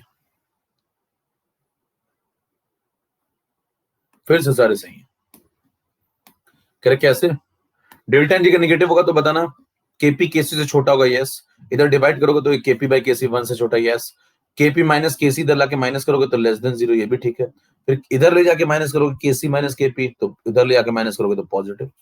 कहने जाता देखो फिर इधर है लेकिन आता इधर से, ऐसा कैसे? घर जाकर सोचना। ठंडा पानी पी के, सारे सही है। 17 नंबर पे आ जाओ, अगला लीजिए। Case number 3। अगर क्वेश्चन में आपसे कहता है कि डेल्टा एन जी की वैल्यू 0 हो जाए तो, जैसे उदाहरण के तौर पे आपसे कहता है H2 + I2 reversible to HI, ये रिएक्शन है, इसका डेल्टा एन जी 0 है, कुछ नहीं दिया तो मान के चलिए सब गैसियस चल रहा है, पीछे वाले में भी सब गैसियस है।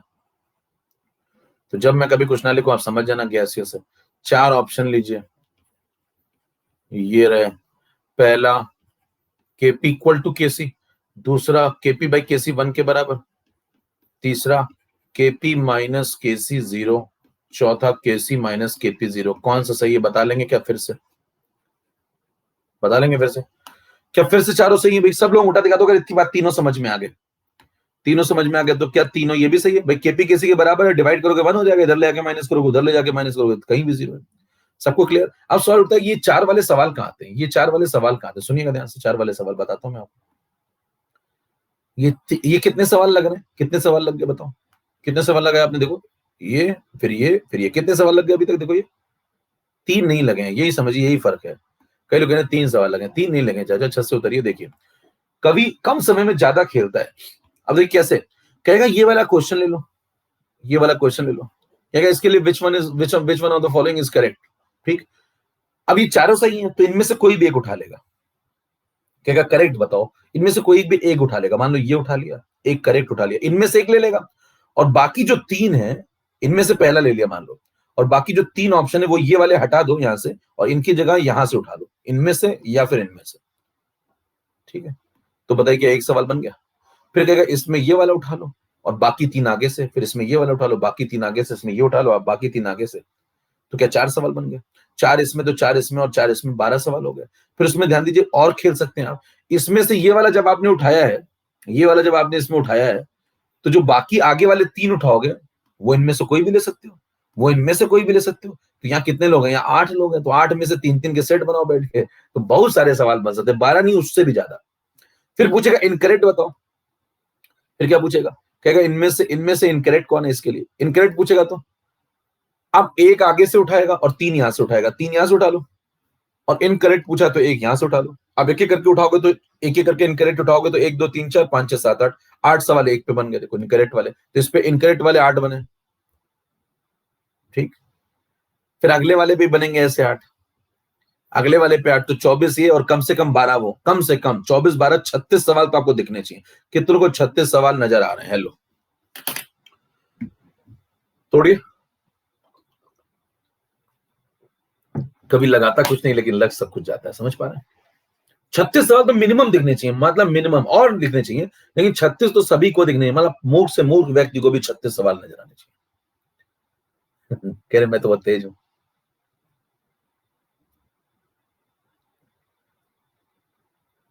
क्लियर? चले, तो मतलब आपने देखिए 3 स्लाइड में 36 सवाल लगा लिए। अब हम लोग आगे बढ़ते हैं और लगाते हैं जरा। 17 के बाद 18 नंबर पे चलिए।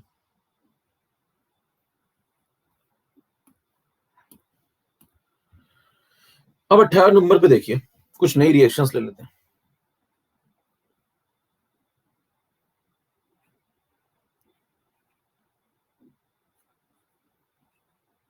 और सवाल लगाते हैं। कहता है यहाँ सॉलिड है, यहाँ सॉलिड है, यहाँ गैसियस। ध्यान से देखना भी फेजेस को।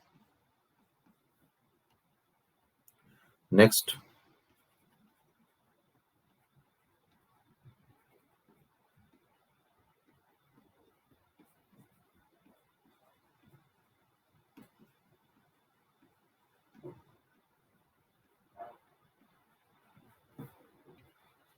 नेक्स्ट,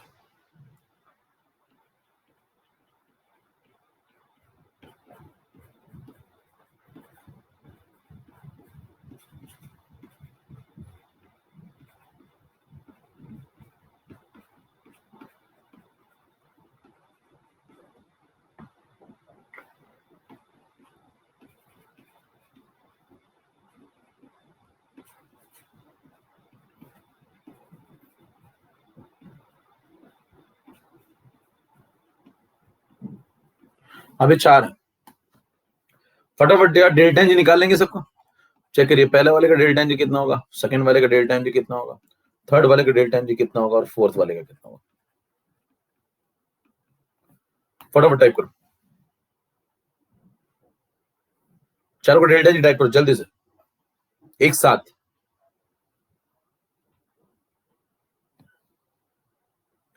रिशु, मोहम्मद, फैजल, पंकज, सिद्धि, जतिन, बाकी लोग भैया सो गए क्या, कहां गए? जल्दी टाइप करो फटाफट जल्दी से। क्यों जंगल होकर के आ जाओ। देखिए सॉलिड है, सॉलिड को कंसीडर नहीं करना, ये सॉलिड है, इसको कंसीडर नहीं करना, गैस को कंसीडर करना, तो प्रोडक्ट में कितने हो गए 1, रिएक्टेंट वाले 0, तो टोटल +1। अगले पे आ जाओ, ये सॉलिड कंसीडर नहीं करना, गैस और गैस को जोड़ दो 2 + 1 3, ये दोनों गैस हैं, तो प्रोडक्ट में 3, रिएक्टेंट में 0, तो +3। अगले वाले में आ जाओ, Fe सॉलिड है, ये सॉलिड है, इसको छोड़ दो, गैस और गैस कंसीडर करो, इन दोनों कंसीडर करो, 4 - 4, देखो इधर भी 4 इधर भी 4, तो 4 - 4 0। अगला चेक करो, ये सॉलिड है नहीं देखना, ये गैस गैस, तो ये 1 और ये 1 कितना आ गया 2 + 2, ये सब सही होना चाहिए। यही अगर आपको गलत हो गया तो फिर आगे तो सब गलत ही गलत है मामला। ठीक है मामला, चलें समझ में आगे बात। अब सुनो, इसमें भी सवाल बनना शुरू हो जाएंगे। अब इसमें कितने सवाल बनेंगे, देखिए इसमें भी वही करूंगा, फिर इसमें भी 4 option, delta N G positive वाला केस है, इसमें 4 option, delta N G positive 4 option, delta N G 0 4 option, delta N G positive 4 option, फिर खेलना शुरू कर दूंगा करेक्ट इनकरेक्ट, तो क्या फिर बहुत सारे सवाल बन जाएंगे। समझ पा रहे हैं? तो मतलब सवालों का ढेर लग जाएगा क्या। क्लियर? कुछ के नाम आपको पता होना चाहिए, जैसे देखिए अगर आपसे पूछे इसका नाम क्या है, इसका नाम बताओ, जल्दी से टाइप करो जरा, इसका नाम क्या है, इसका नाम क्या है, कह रहे इसका बताओ पहले तो, कैल्शियम कार्बोनेट। ये यूरिया नहीं चाचा, अगर ये यूरिया तो फिर ये क्या है, कह रहे ये क्या है, फिर कह रहे ये भी यूरिया वो भी यूरिया, सब यूरिया, हम सब यूरिया है, हम सबका नाम यूरिया हो गया आज से। तो भैया ये अमोनियम कार्बामेट है, लिख लो ध्यान से, ये अमोनियम कार्बामेट MATE, बराबर। कई बार सवालों में ऐसा लिखा जाएगा कि अमोनियम कार्बामेट को हीट कर दिया और अमोनिया बन गई, CO2 बन गई। अब आपको समझ नहीं आ रहा भैया अमोनियम कार्बामेट कौन है, उसने सवाल में नाम दे दिया अमोनियम कार्बामेट है, और हो गया आपका लॉट है, कहने फॉर्म है क्या, बाहर निकल के देना जरा, इसका नाम बताओ, अमोनियम बाईसल्फाइड। समझ पा रहे हैं, अमोनियम बाईसल्फाइड, बराबर। तो भैया नाम पता होने चाहिए, नाम नहीं पता होंगे तो लोग आपका नाम नहीं जानेंगे फिर। तो अमोनियम बाईसल्फाइड को हीट कर दिया, अब आपको पता ही नहीं भैया क्या होता है बाईसल्फाइड, कहने चाचा मैं छत से उतरूं, पड़ोसी से पूछ रहे हैं, कह रहे कई सोच रहे होंगे इसका नाम तो बताया नहीं, एक छोड़ दिया इसने।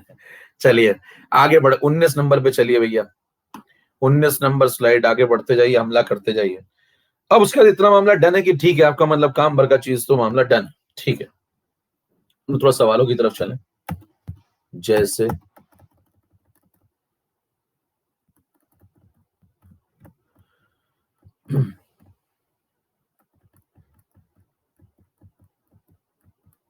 स्लाइड में आ जाओ। क्वेश्चन नंबर 1 करा दिया था मैंने, 2 करा दिया था मैंने, 3 भी करा दिया था, 4 भी करा दिया था, 5 पे आइए, क्वेश्चन नंबर 5 पढ़िए। यहाँ पे रिएक्शंस हाइपोथेटिकल लेना ज्यादा बेटर है, ये वाली हटा दो, ऑप्शन बदल दे रहा हूं मैं, क्योंकि हाइपोथेटिकल टेम्परेचर है तो हाइपोथेटिकल रिएक्शन ले लीजिए। समझ पा रहे क्यों हाइपोथेटिकल ले रहे हैं, क्योंकि टेम्परेचर भी हाइपोथेटिकल है, तो फिर जैसे तुम वैसा मैं,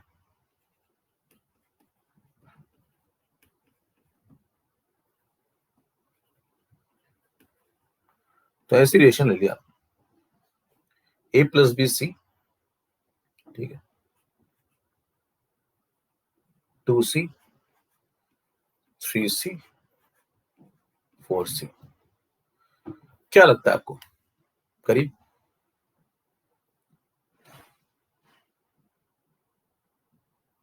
अब इस प्रकार के सवाल को लगाने के लिए फिर से आपको थोड़ा सा पढ़ना, पोल पोल कराने लायक मामला है नहीं, आप समझ गए होंगे क्यों नहीं है, आओ उसके लिए समझे, थोड़ा फिर से थोड़ा पढ़ना पड़ेगा।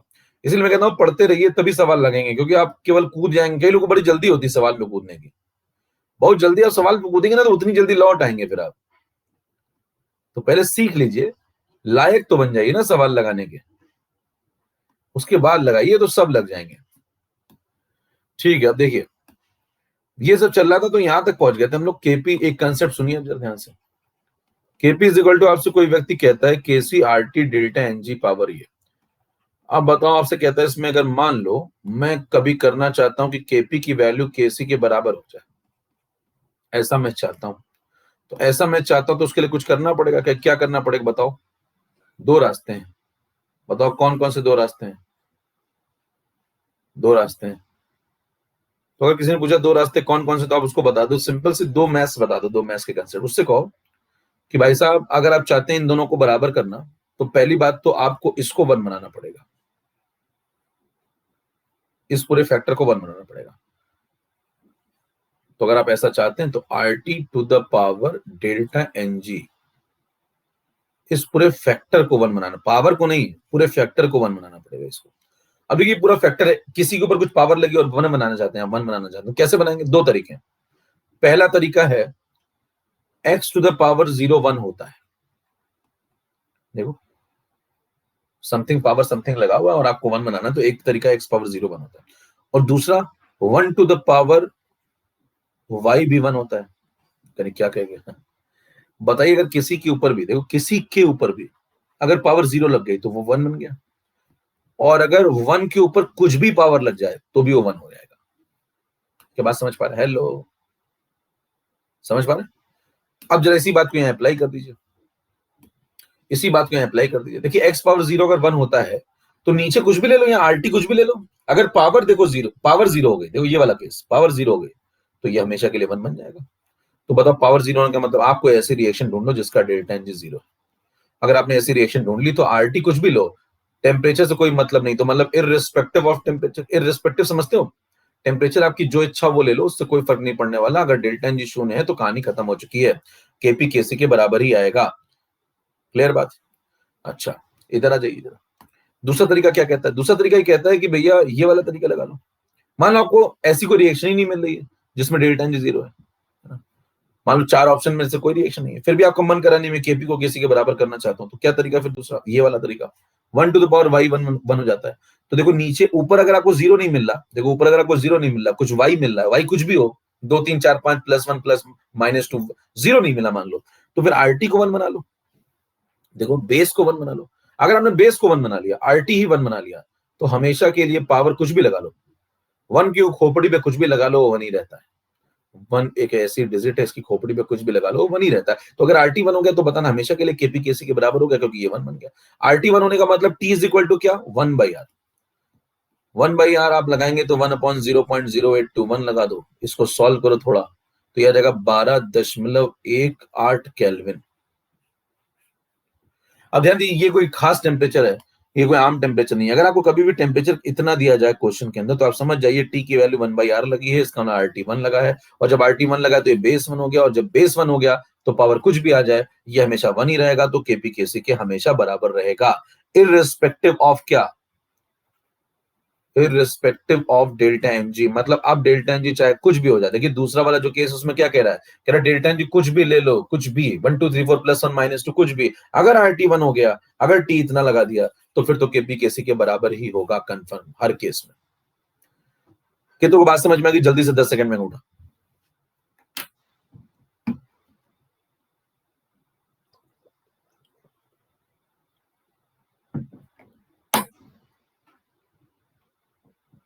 डन?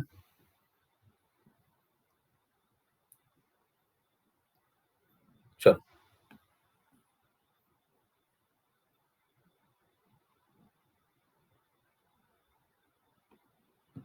ठीक है, आगे बढ़ते हैं। अब देखिए सवाल आ जाइए, सवाल ये वाला चल रहा था, इस पे बातचीत करें।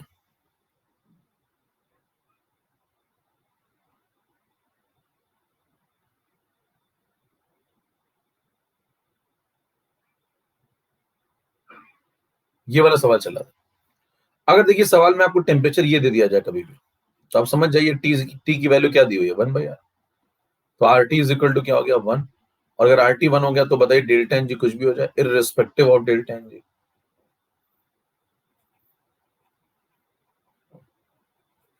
डेल्टा NG कुछ भी हो जाए, कुछ भी, क्या KP KC के बराबर ही होगा हमेशा?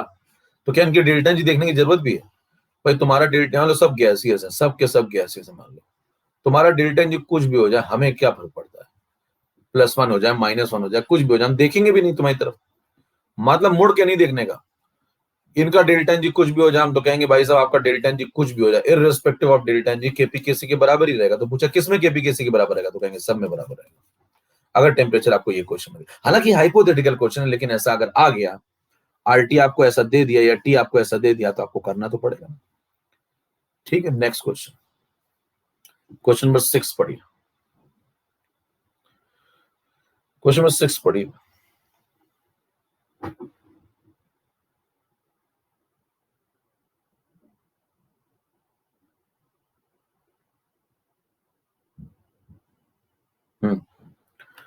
अब इसे पोल नहीं करा रहे हैं क्योंकि इसमें मोर देन वन वाले हैं, तो आप ऐसे बताओ, टाइप करके बताओ मोर देन वन वाले हैं, तो ऐसे ही बता दो ना, लिख के बता दो, उसमें क्या। चैट का भी इस्तेमाल करिए, चैट बॉक्स इस्तेमाल नहीं होता आपका, जंक खा जाएगा। हाँ देखो क्या करेंगे, देखो सवाल समझो। अब इस प्रकार के सवाल में क्या करते हैं, देखो log Kp by Kc plus log R T is equal to 0 था, ठीक है। नई स्लाइड में आपको समझा रहा हूं, सुन लीजिए। क्वेश्चन नंबर कौन सा है, 6। तो क्वेश्चन नंबर 6 का डिस्कशन यहां कर रहा हूं, देखिए। Log Kp by Kc plus log R T is equal to 0, ठीक है। अब कहता सॉल्व करो भी आगे फटाफट, तो इसको ऐसे लिख लो। अब बहुत सारे तरीके हैं जैसे भी आप कर पाए, मैं एक तरीका पहले आपको बता देता हूं, लॉग केपी बाई केसी ऐसे रहने दो, ठीक है। या फिर एक और तरीका ले लो, आसान तरीका पहले बता देता हूं। चलो केपी और केसी में रिलेशन आपको पता ही है, क्या रिलेशन पता बताओ। Kp is equal to Kc R T to the power delta N G, बिल्कुल जनरल तरीका बता दो पहले। तो बताइए केपी बाई केसी, ये आ गया R T to the power delta N G, तो यहां पुट कर दो इसको। जैसे पुट करोगे तो ये बन जाएगा log of Kp by Kc की जगह लिख दिया मैंने log of Kp by Kc की जगह लिख दिया R T power delta N G, कोई दिक्कत नहीं, आगे ये बन गया। बस इतना काम किया कि इसकी जगह पे क्या लिख दिया, R T power delta N G, ठीक है। तो ये लिख दिया इसकी जगह पे। अब जैसे लिख देंगे तो बताना ये डेल्टा एन जी नीचे आ जाएगा, लॉग की प्रॉपर्टी डेल्टा एन जी यहां आ जाएगा, तो अंदर क्या बचेगा, log R T plus log R T is equal to 0। Log R T common ले लो, तो अंदर क्या आएगा फिर, delta N G plus 1 is equal to 0। अब ध्यान दीजिएगा इतना हो गया, तो अब देखो ये इसको आगे बढ़ाओ, मैथमेटिकली बिल्कुल कर रहे हैं ना, कोई भी दिमाग नहीं लगाना, आराम से मैथमेटिकली लगा रहे हैं कि हाँ भाई प्रूव करना है, मान लो आपको बिल्कुल लॉजिकल, तो ये आ गया। अब देखिए अगर ये मल्टीप्लीकेशन 0 है दोनों चीजों का, तो या तो ये चीज 0 हो जाए, मैथमेटिक्स ये कहती है भाई अगर x और y का मल्टीप्लीकेशन 0 है तो या तो x 0 हो जाए तो y 0 हो जाए, या दोनों 0 हो जाए। तो ध्यान दीजिए ये 0 होगा, इसकी तो कोई गारंटी है नहीं, क्यों, ये 0 कब होगा बताओ, ये 0 तब होगा जब RT1 होगा, क्योंकि log 1 0 होता है। RT1 तब होगा जब T1/R होगा, मतलब T 12.18 होगा, और ऐसा तो कहीं सवाल में दिया ही नहीं है कि T 12.18 है, कोई दिया ही नहीं, कुछ भी हो सकता है T। तो बताइए T जब कुछ दिया ही नहीं है तो इसके बारे में तो कोई कमेंट करना पॉसिबल ही नहीं है, कुछ भी हो सकता है, T तो अलग अलग भी ले सकता हूं मैं सवाल में। तो बताइए क्या एक ही प्रोडिक्शन फिर निकलता है, भाई इसकी कुछ वैल्यू होगी तो ये जाके, तो क्या डेल्टा एन जी प्लस 1 को 0 होना चाहिए, भाई अगर इसको 0 बनाना है, आपको रिएक्शन चूज करनी है, तो डेल्टा एन जी प्लस 1 को 0 बनाना पड़ेगा, क्योंकि ये तो 0 है कि नहीं हमको नहीं पता, हमें कोई आइडिया नहीं है। तो बताइए क्या इसको इसको 0 बना सकते हैं, और इसको 0 बना देंगे तो ऐसी रिएक्शन चूज कर लेंगे जिसका डेल्टा एन जी कितना है, -1। तो ध्यान दीजिए लॉजिक क्या लगाएंगे, हम ऐसी रिएक्शन चूज करेंगे जिसका डेल्टा एन जी -1 है, तो ये 0 हो जाएगा। तो ये जब 0 हो जाएगा तो फिर ये चीज भी 0 हो जाएगी, तो ये मल्टीप्लीकेशन भी 0 हो जाएगा, और ये मल्टीप्लीकेशन 0 हो जाएगा तो फिर ये 0 हो गया, फिर ये चीज आ गई, फिर ये आ गया, फिर उससे फिर यहाँ पहुंच गया, और फिर ये सही हो गया। तो बताइए ये किसके लिए सही है, जिसका डेल्टा एन जी कितना हो, -1। ये तो हो गया एक तरीका। अब ऐसे बहुत सारे तरीके हैं, जैसा भी आप संभाल पाए जिस तरीके से वो संभाल लीजिए, ठीक है। अच्छा अब उसके बाद देखिए मुद्दा अगला ये है कि चलो ये तो सॉल्व हो गया भाई। अब उसके बाद आपसे कहता है डेल्टा एन जी -1 ढूंढ लो, कहां पे डेल्टा एन जी -1 हो रहा है बताओ, डेल्टा एन जी -1 कहां पे हो रहा है, चेक करो। अच्छा एक और तरीका बता देता हूं आपको, लो एक और तरीका बता देता हूं, अगर ऐसे नहीं चमकता है तो मेथड नंबर 2 सुन लो, ये मेथड नंबर 1 हो गया, है ना। अब मान लो आपको ये मेथड थोड़ा सा सपोज भारी लगा, तो इसको ऐसे ले लो।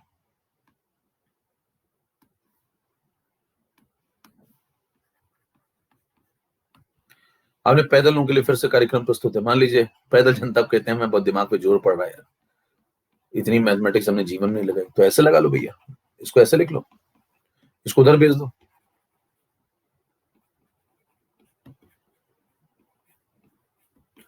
उधर भेजोगे तो बन जाएगा माइनस लॉग आर टी। ठीक है, फिर देखो पावर जो लॉग की प्रॉपर्टी है, यहाँ पे देखो -1 लिखा है ना, देखो ये -1, ये -1 यहाँ पावर में आ जाएगा, ऐसा उल्टा प्रॉपर्टी लगा सकते हैं, तो ये आ गया। फिर दोनों साइड एंटी लॉग ले लो। क्या कहते हैं, मैंने लॉग लॉग काट दिया, एक दो कहते हैं लॉग लॉग काट दिया, लॉग भैया फसल थोड़ी काट दोगे, एंटी लॉग अप्लाई किया। पढ़ा लिखा व्यक्ति कहेगा मैंने दोनों साइड एंटी लॉग अप्लाई कर दिया, तो फिर लॉग हट गया, उसका एंटी फंक्शन लगा दिया, तो यहां से आ गया Kp is equal to Kc R T to the power -1। फिर यहां समझ में आया कि भैया ये कंपेयर किया जाए अगर इससे जनरल रिलेशन से, तो यहां समझ में आया कि डेल्टा एन जी यहाँ पे कितना है -1। तो समझ में आया कि ये इक्वेशन तब सही होगी जब डेल्टा एन जी कितना हो -1। तो ये एक और तरीका हो सकता है, ये मेरे ख्याल से आसान लगा होगा। कितनों को दोनों मेथड समझ में आ गए? एक तो बिल्कुल जनरलाइज चलते गए निकाल दिया, और एक आपको थोड़ा सा ऐसे बता दिया कि जल्दी जल्दी हो जाए, थोड़ा दिमाग पे जोर कम पड़े, आपके तेज दिमाग को बचवा लिया थोड़ा सा। ठीक है, मेरे ख्याल से ये आसान लगा होगा। ठीक है, कर लेंगे, कितनों कर लेंगे इस तरीके से, इनमें से किसी तरीके से। अब मान लीजिए वहां पेपर में आपने इस तरीके से लगाया, उस तरीके से लगाया, तो आंसर क्या? पहले तो आंसर बताओ जल्दी से। देखो इसका डेल्टा जी सब गैसियस, अगर कुछ नहीं दिया है तो मैं क्या बोल रहा हूं बार बार आपसे, सब गैसियस। अंडरस्टूड है, सब गैसियस चारों। जल्दी से बताओ डेल्टा जी निकाल लोगे इसका क्या? चेक करो किसका डेल्टा जी कितना रहा, देखो 1 -2, तो ये हो गया -1, पहले वाले का -1 आ गया, यानी कि ये सही है। अगला चेक करो 4 -5, तो डेल्टा एन जी -1, ये भी सही है। अगला चेक करो 3 -4, तो डेल्टा एन जी -1, ये भी सही है, मोर देन 1 सवाल है। अगला चेक करो 2 -2 0, तो बताइए क्या तीन ऑप्शन सही हो गए? ये गलत है, तो बताइए कितने ऑप्शन सही हो गए? ABC, आंसर हो गया ABC। कर लेंगे। अब मान लीजिए पेपर में सवाल आ गया, ठीक है, अब आप लगे पड़े ऐसे, या तो आप ऐसे, कई लोग तो ऐसे लग जाते हैं, कहते हैं मैं तो बहुत ईमानदार हूँ, यहाँ आके फंस जाते हैं, उनको समझ नहीं आता अब क्या करें इसके बाद, नहीं समझ में आता, यहाँ तक पहुंच जाते मेरे कहते हैं अब करें क्या, इसके बाद क्या करें भैया, इसके बाद इसको 0 बनाना था और क्या करना था। ठीक है, ऐसे नहीं चमकता तो ऐसे चमका लीजिए, और अगर आपको और तेज तरीका सुनिए तो अब सुनिए जे क्या कहता है। जे कहता है अगर थोड़ा भी टाइम लग रहा है और आपको बचाना चाहते हैं और अपना दिमाग भी बचाना चाहते हैं, मान लीजिए आपका बिल्कुल चक्का जाम है। अब कुछ लोग होते हैं भैया वो भी नहीं समझ में, मान लो कह रहे हैं मेरे को ये भी नहीं समझ में आया और ये तो बिल्कुल ही नहीं आया, मेरा दिमाग इतना तेज है कि मतलब मेरे को दोनों मेथड नहीं चमके। अब तेज है कि क्या वो तो आप समझिए। कह रहे मैं पेपर भी लेकिन देने जाना चाहता हूँ, मेरा चलता चक्का बिल्कुल जाम, पेपर देना चाहता हूँ। कह रहे और क्या चाहते हो? कह रहे सबसे तेज सवाल लगाना चाहता हूँ। कुछ ज्यादा नहीं डिमांड कर रहे हो भाई साहब, दिमाग बिल्कुल नहीं चलता और कहता है सबसे तेज सवाल लगाना चाहता हूँ। क्या तुम्हारे पास कुछ है मेरे लिए? हाँ बिल्कुल, क्यों नहीं, आइए। उससे कहो भाई साहब ये देखो जरा ध्यान से, जैसे मान लो पेपर चल रहा है, एकदम पेपर ओएमआर टाइम हो गया, ओएमआर छीनने आ गया एग्जामिनर, है ना, एग्जामिनर कह रहा है कि लाओ ओएमआर लाओ। उससे कहो कि हाँ देंगे ना ओएमआर, एक बात बता दो बस फिर ले जाओ। कह रहे क्या है? कह रहे उससे पूछो कि बताओ यहाँ पे इसके लॉग आरटी के बगल में क्या लिखा है, यहाँ पे क्या लिखा हुआ है? तो कहेगा +1। एग्जामिनर से पूछो, कह दो भाई साहब लॉग आरटी के बगल में क्या लिखा है, इतना बता दो बल्ले जाओ ओएमआर। कह रहा +1। कह दो नहीं -1। कह रहे क्या बता रहे हो? कह रहे आंसर बता रहा है, जो मस्त रहो, मौज आगे जो तोड़ डाली, खत्म हो गया सब।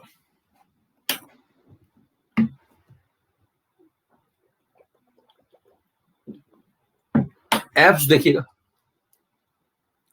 एग्जामिनर का भी मतलब थोड़ा सा कंट्रीब्यूशन हो जाए ना, ऐसा उसको ना लगे कि अकेले अकेले पेपर दे दिया उन्होंने, आपको भी लेके चल रहा है। सुनिएगा एप्स, एप्स ऑब्जेक्ट एप्लीकेशन,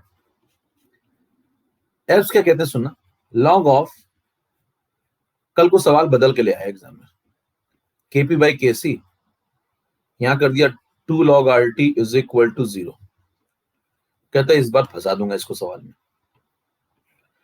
अब मान लो फिर से वो एग्जामिनर आपके बगल से निकल रहा है, उससे कहेंगे इधर आओ, आपकी कहां पेपर नहीं लोगे, ओएमआर ले लो। उससे कहने ओएमआर ले लो, आ जाओ इधर। कह रहा हाँ हाँ लाओ ओएमआर लाओ, टाइम हो गया। कह रहे बस एक बात बता दो पिछली बार की तरह, यहाँ क्या लिखा है? कहेगा +2। तो कह देना नहीं -2। कह रहा ये क्या कह रहे हो? कह रहे आंसर बताना, जो मस्त रहो ले जाओ, भर देना जाके। समझ में आ रही बात? अब मान लीजिए वो दिमाग लगा के आ गया फिर से अगली बार वो कहता है इसको थोड़ा परेशान करें, हर बार ये मस्तरो मस्तरो कर देता है मैं सर, अब की थोड़ा इसको परेशान करें। एप्स देखिएगा, इस बार वो कहता है लॉग ऑफ, पेपर सेट करा के लाया, कह रहा हर बार यहाँ प्लस होता है तो ऐसा करता है, बुलाता है और फिर ये प्लस का माइनस करके मुझे छोड़ देता है। कहता है इस बार मैं माइनस करके ले जाऊंगा, देखिए आपकी बुलाता है कि नहीं।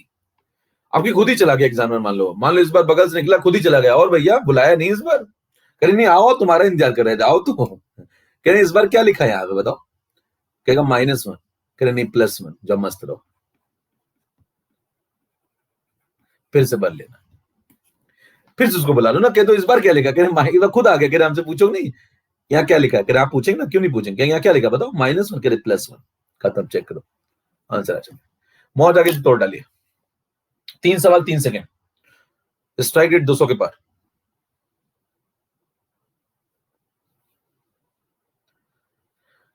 पिछली क्लास में आपको मैंने ग्राफ पे एक लॉजिक बताया था, ग्राफ वाला वो सवाल मोल कंसेप्ट से लगा दिया था, याद है? वो भी 2 सेकंड में खत्म किया था, जबकि वो बहुत अच्छा सवाल मानते हैं लोग। मतलब आपको उसको अच्छी अच्छी किताबों में सॉल्व मिलेगा आपको, और बहुत ढंग से सॉल्व। ग्राफ वाला बताया था ना, एबीसी वाला, वो अच्छी अच्छी किताबों में आपको सॉल्व करके मिलेगा, मतलब उसको कहेंगे बढ़िया सवाल है। उसको मैंने क्या किया था आपने देख ही लिया था। चलिए तोड़ डालिए, बिल्कुल मचा दीजिए, जम जम जम जम। चलो आगे बढ़े भैया, 4.8 4.9 सही चल रहा है, आई लाइक इट। से मैं कह रहा हूं क्लासेस करते रहा करिए रेगुलर। इधर मैं नंबरिंग अलग से कर देता हूं, नहीं तो आप फिर भूल जाएंगे, क्योंकि इधर सवाल में आ गए हम लोग है ना, तो सवाल में नंबरिंग यहाँ अलग कर देता हूँ। 1 नंबर ये 1 डैश कर दो, 1 डैश अलग से, ये 2 dash, 3 dash, 4 dash, 5 dash, 6 dash, ठीक है, ये अलग से, 6 ये अलग से हो गए, ठीक है। अब उसके बाद आगे बढ़ जाओ भैया, लौट आओ, अपना काम इधर चल रहा था, इधर लौट आओ, ये सब चल रहा था, इतना देखो आपको पढ़ा दिया आज मैंने। अब आगे 19 नंबर के बाद 20 नंबर पे चलिए, कंटिन्यू करिए इसको। तो आपको केपीकेसी का कंसेप्ट समझ में आ गया, इस पे बेस सवाल हो गए। हम लोग आगे बढ़ते हैं, चैट फिर से बंद करो, मैं फिर से काम चालू करना, ऐसा मत करिए क्वेश्चन बनाने वाले होने लगे, वही तो करना है, तड़पाता बहुत हूं मैं साहब, कहने छुट्टी नहीं लोगे, छुट्टी लेता नहीं, छुट्टी कर देता हूं।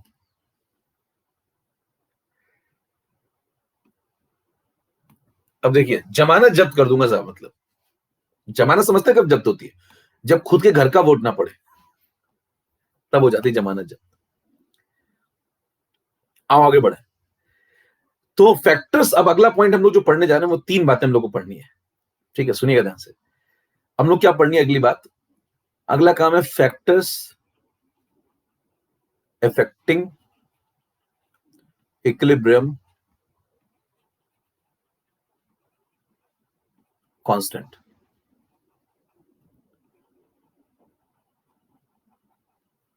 कौन कौन से ऐसे फैक्टर्स हैं जो इक्विलिब्रियम कांस्टेंट के ऊपर असर डाल सकते हैं, ठीक है।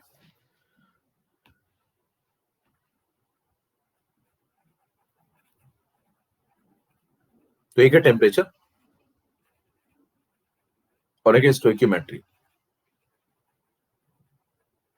ठीक है, ये 2 फैक्टर ये इक्विलिब्रियम कांस्टेंट को बदल सकते हैं। अब इसमें से स्टोइकियोमेट्री कैसे बदलता है और टेम्परेचर कैसे बदलता है उस पर चर्चा करते हैं। देखिए टेम्परेचर में आप लिख सकते हैं refer to previous notes, temperature हो चुका है और आपको याद होना चाहिए टेम्परेचर हो चुका है, ये ऑलरेडी डन है। टेम्परेचर बदलने बताना मैंने आपको सब पढ़ा दिया, क्या केसी कैसे बदलता है, इक्विलिब्रियम कांस्टेंट कैसे, सब बता चुका मैं आपको, क्या क्या बता चुका हूं बताओ। टेम्परेचर बढ़ाने पे केसी बढ़ भी सकता है और बढ़ाने पे घट भी सकता है, डिपेंड करेगा रिएक्शन कैसी है, ये सब बहुत डिस्कशन हो चुका है, ठीक है ना, तो डन है, तो ये डन है। इसमें हम आपको बताया गया था कि एंडोथर्मिक के लिए ये होता है, एक्सोथर्मिक के लिए ये होता है, और क्यों होता है वो सब भी डन है। तो ये तो डन है, मतलब टेम्परेचर बदलने से केसी बदलता है तो पता है आपको। स्टोइकियोमेट्रिक नई चीज है, उसको समझ लीजिए। स्टोइकियोमेट्रिक का मतलब होता है जो कोफिशिएंट अगर उन्हें चेंज कर दें तो भी फिर बदल जाएगा क्या, तो भी बदल जाएगा क्या, केसी। तो ये थोड़ा समझने वाली बात है कि कैसे क्या चीज होगी। मान लो आपसे कहता है स्टोइकियोमेट्री वाला पॉइंट समझाओ, सेकंड पॉइंट।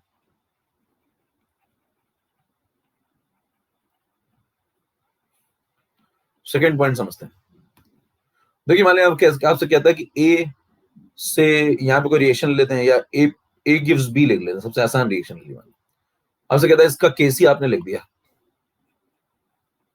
ठीक। अब इसका केसी लिख दिया तो केसी क्या लिखोगे, इसका बी अपॉन ए। अब मान लो मैं इसके कोफिशिएंट बदल दूं, मान लो मैं यहां कर दूं 1 की जगह, दोनों जगह 2 2,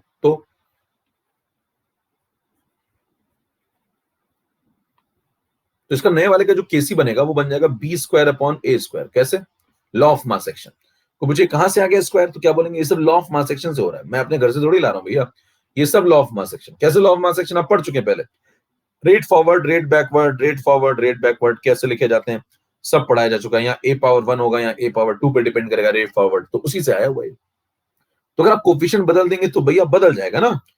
अगर आप देखिए यहाँ पे कोफिशिएंट चेंज कर देंगे तो यहाँ आर एफ क्या हो जाएगा, proportional to A square, RB क्या हो जाएगा, प्रोपोर्शनल टू बी स्क्वायर, तो यहाँ टर्म चेंज हो जाएंगे। फिर मान लो आप कहते हैं मैं एन यहाँ ले आऊं, तो दोनों जगह एन एन ले आऊं, तो केसी हो जाएगा क्या, B to the power N और A to the power N, फिर कोई दिक्कत नहीं है। मान लो कि कहते भैया मैं यहाँ में 1 अपॉन एन कर दूं, तो अब इसी को लोग प्रॉपर्टी समझ लीजिए, चाहे आप इसको फैक्टर से फैक्टिंग समझ लीजिए, 1 अपॉन एन कर दो दोनों जगह। मान लो 1 अपॉन एन कर दो, तो बताइए केसी क्या हो जाएगा, केसी हो जाएगा B to the power 1 by N upon A to the power 1 by N. ये बात समझ में आती है। अब बताओ अगर मान लो मैं रिलेशन लिखना शुरू करूं चारों में, तो चारों में क्या रिलेशन है, अगर इसका केसी मान लो मैंने एक्स बोला, तो फिर इसका कितना होगा, देखो इसका एक्स बोल दिया, इसको एक्स बोल दो, तो फिर इसका कितना हो जाएगा एक्स स्क्वायर। देखो यहाँ पे 2 पावर 2 हो गई दोनों जगह, तो अगर इसका एक्स बोल दिया तो इसका कितना हो जाएगा फिर एक्स स्क्वायर, यहाँ पावर 2 हो गई, तो इसका हो जाएगा एक्स स्क्वायर। यानी कि आप देखिए जिस भी कोफिशिएंट से आप मल्टीप्लाई करते हैं, जैसे वन में आप 1 की जगह आपने क्या कर दिया, 2 कर दिया यहाँ, तो किसने से मल्टीप्लाई किया, पूरी रिएक्शन को 2 से मल्टीप्लाई किया। तो आप ऐसे भी लिख सकते हैं जिस भी टर्म से आप मल्टीप्लाई करते हैं वो टर्म पुराने वाले केसी की पावर में आ जाता है। तो अगर आपको कोई बोले कि केसी को रिएक्शन को 2 से मल्टीप्लाई करने पे केसी डबल हो जाता है, क्या सही बात है गलत बात है, बताओ। रिएक्शन को 2 से मल्टीप्लाई करने पे केसी डबल हो जाता है, सही बात है गलत बात है, गलत बात है। ये लिखा मिलेगा आपको, क्योंकि पूछा जाएगा इनमें से कौन सी गलत बात है, तो क्या बोलेंगे, गलत बात बोल रहा हूं, ध्यान सुनिएगा। रिएक्शन को 2 से मल्टीप्लाई करने से केसी डबल हो जाता है, गलत बात है। रिएक्शन को 2 से मल्टीप्लाई करने से केसी पुराने वाले केसी के ऊपर वो पावर आ जाती है, स्क्वायर हो जाता है, ये सही बात है। समझ में आई बात, आई बात समझ में, डन।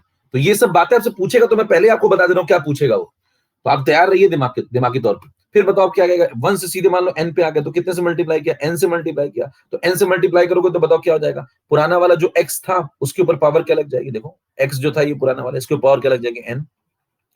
मान लो अगर 1 बाई एन से मल्टीप्लाई कर दूं, यहां से यहां पहुंच जाऊं, तो ऐसे पहुंच जाऊं यहां से यहां, तो 1 बाई एन से, देखिए जब आप यहाँ पे कह रहे कुछ डिवाइड किया है, देखो यहाँ जब कुछ डिवाइड करोगे, n डिवाइड किया मान लो, तो 1 बाई एन मल्टीप्लाई भी तो किया है, तो आप मल्टीप्लाई वाला पकड़ लो, तो बताओ x के ऊपर पावर क्या लग गई, 1 बाई एन। तो कुल मिलाकर आप एक रूल बना लीजिए कि जिस भी कोफिशिएंट से मल्टीप्लाई करेंगे, 2 से, 3 से, n से, 1 बाई एन से, जिससे भी मल्टीप्लाई करेंगे, पुराने वाले केसी की पावर में वो चीज आ जाएगी। ये बात समझ में आ गई, पुराने वाले केसी की पावर में वो चीज आ जाएगी, क्लियर। तो ये स्टोइकियोमेट्री। तो बताइए अगर मैं आपसे कहता हूं कि 2 रिएक्शन मैंने मान लो ली, अब इसका फायदा सुनना जरा, इसको कंसेप्ट में कैसे कन्वर्ट, N2 + 3H2, मान लो किसी का अमोनिया का फॉर्मेशन हो रहा है, ध्यान सुनना जरा, किसी ने कहा अमोनिया का फॉर्मेशन हो रहा है, तो ये हो रहा है। और बताना अगर कोई व्यक्ति ऐसे लिख दे, उसने केवल इतना लिखा अमोनिया का फॉर्मेशन हुआ, केसी निकालो, तो बताइए ये दोनों आदमी सही लिख रहे हैं ना भाई, इनमें क्या कोई आदमी गलत लिख रहा है। मान लो एक सवाल आ गया, find out the Kc for the formation of ammonia, तो अमोनिया का फॉर्मेशन तो यहां भी हो रहा है ना, और यहां भी हो रहा है, क्या गलत है इसमें। अब आपको थर्मोडायनेमिक्स नहीं लगानी कि 1 मोल बनाना है, वो सब बात नहीं कर रहे हैं, स्टैंडर्ड एंथैल्पी ऑफ फॉर्मेशन वगैरह नहीं चल रहा है यहाँ, वो मत लगा दीजिएगा ला करके। क्या बोल रहा है, सिर्फ कह रहा है भैया फॉर्मेशन हो रहा है अमोनिया का, तो दोनों सही है ना।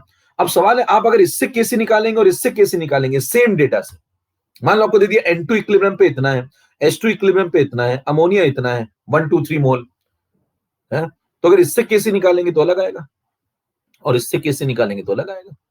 सेम डेटा अगर आपको दे दिया तो केसी अलग अलग निकलेगा ना। मान लो मैं इससे निकालता हूं तो एक्स आता है, तो बताओ ऊपर वाला कितना। अगर नीचे वाले से एक्स आता है तो ऊपर वाला बताओ। नीचे वाले से एक्स आया तो ऊपर वाले से कितना, एक्स स्क्वायर। क्या बात समझ में आई? क्योंकि देखो नीचे वाले में अगर आप 2 मल्टीप्लाई करेंगे तो ऊपर वाला आएगा। देखो नीचे वाले में 2 मल्टीप्लाई करेंगे तो ऊपर वाला आएगा। तो अगर नीचे वाला एक्स तो ऊपर वाला एक्स स्क्वायर। अच्छा ऊपर वाला एक्स, तो अगर ऊपर वाला एक्स तो नीचे वाला, ऊपर वाला कह रहे ऊपर वाला हो ही नहीं सकता एक्स। अगर ये एक्स है भैया, आप एक्स वाई जेड कुछ मान लो, अगर ऊपर वाला मान लो एक्स होता तो नीचे वाला अंडर रूट ऑफ एक्स। अगर ऊपर वाला एक्स मानते तो नीचे वाले को क्या मानना, अंडर रूट ऑफ एक्स। कर लेंगे, ठीक है। तो मतलब आपको ये बात समझ में आनी चाहिए कि भाई दोनों का केसी अलग अलग आएगा अगर सेम डेटा को आपको दिए जाए और बोल दिया जाए फॉर्मेशन ऑफ अमोनिया। इसका मतलब ये हुआ कल को सवाल आ गया कि भैया फॉर्मेशन ऑफ अमोनिया का केसी बताओ, फॉर्मेशन ऑफ अमोनिया का केसी बताओ, तो कंफ्यूजन क्रिएट होगा कि कौन सी रिएक्शन से बताएं, इससे बताएं कि इससे बताएं। तो इसका मतलब ढंग के सवाल में दिया जाना चाहिए। क्या दिया जाना चाहिए बताओ? अगर देखिए कभी भी आप केमिकल इक्विलिब्रियम का सवाल ढंग की किताब से लगाएंगे तो वो हमेशा आपको बैलेंस रिएक्शन देता है। डेटा के साथ साथ क्या देता है आपको, बैलेंस रिएक्शन। वो बताएगा कि इस रिएक्शन से लगाओ, जब इससे लगाओगे तो आप ये लगाओगे, पावर में से अपने 2 लगाओगे, वो आपको बैलेंस रिएक्शन देगा। समझ पा रहे हैं? तो इसीलिए बैलेंस रिएक्शन देना बहुत जरूरी है। जब एक पर्टिकुलर डेटा दिया हुआ है तो एक पर्टिकुलर बैलेंस रिएक्शन दी होनी चाहिए, तभी आप उससे सवाल लगा सकते हैं। समझ में आ रहा है? तो मतलब आपको क्वेश्चन जब भी अच्छी किताब में दिया जाएगा तो बैलेंस्ड इक्वेशन जरूर देगा, साथ में आपको डेटा देगा फिर उसका। डन, आगे बढ़िए। अब उसके बाद ये काम डन, मतलब मैं आपसे 2 बात समझा चुका हूं आपको क्या क्या। बताइए इक्विलिब्रियम कांस्टेंट अगर आपको चेंज करना है तो 2 लोग बदल सकते हैं, तो टेम्परेचर और दूसरा स्टोइकियोमेट्री। ये हो गया फैक्टर्स अफेक्टिंग इक्विलिब्रियम कांस्टेंट। अब हम लोग चलते हैं प्रॉपर्टी की तरफ। 21 नंबर, 22 नंबर और 6 पीछे हो चुकी है स्लाइड, तो आगे बढ़ते जाइए, वो भी देख लेना। 23 नंबर,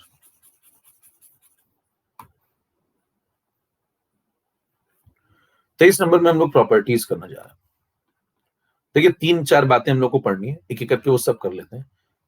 फैक्टर्स अफेक्टिंग हो गए, अब हम लोग करने जा रहे हैं क्या, प्रॉपर्टीज। फिर फैक्टर्स नॉन अफेक्टिंग करेंगे, प्रॉपर्टीज ऑफ इक्विलिब्रियम कांस्टेंट।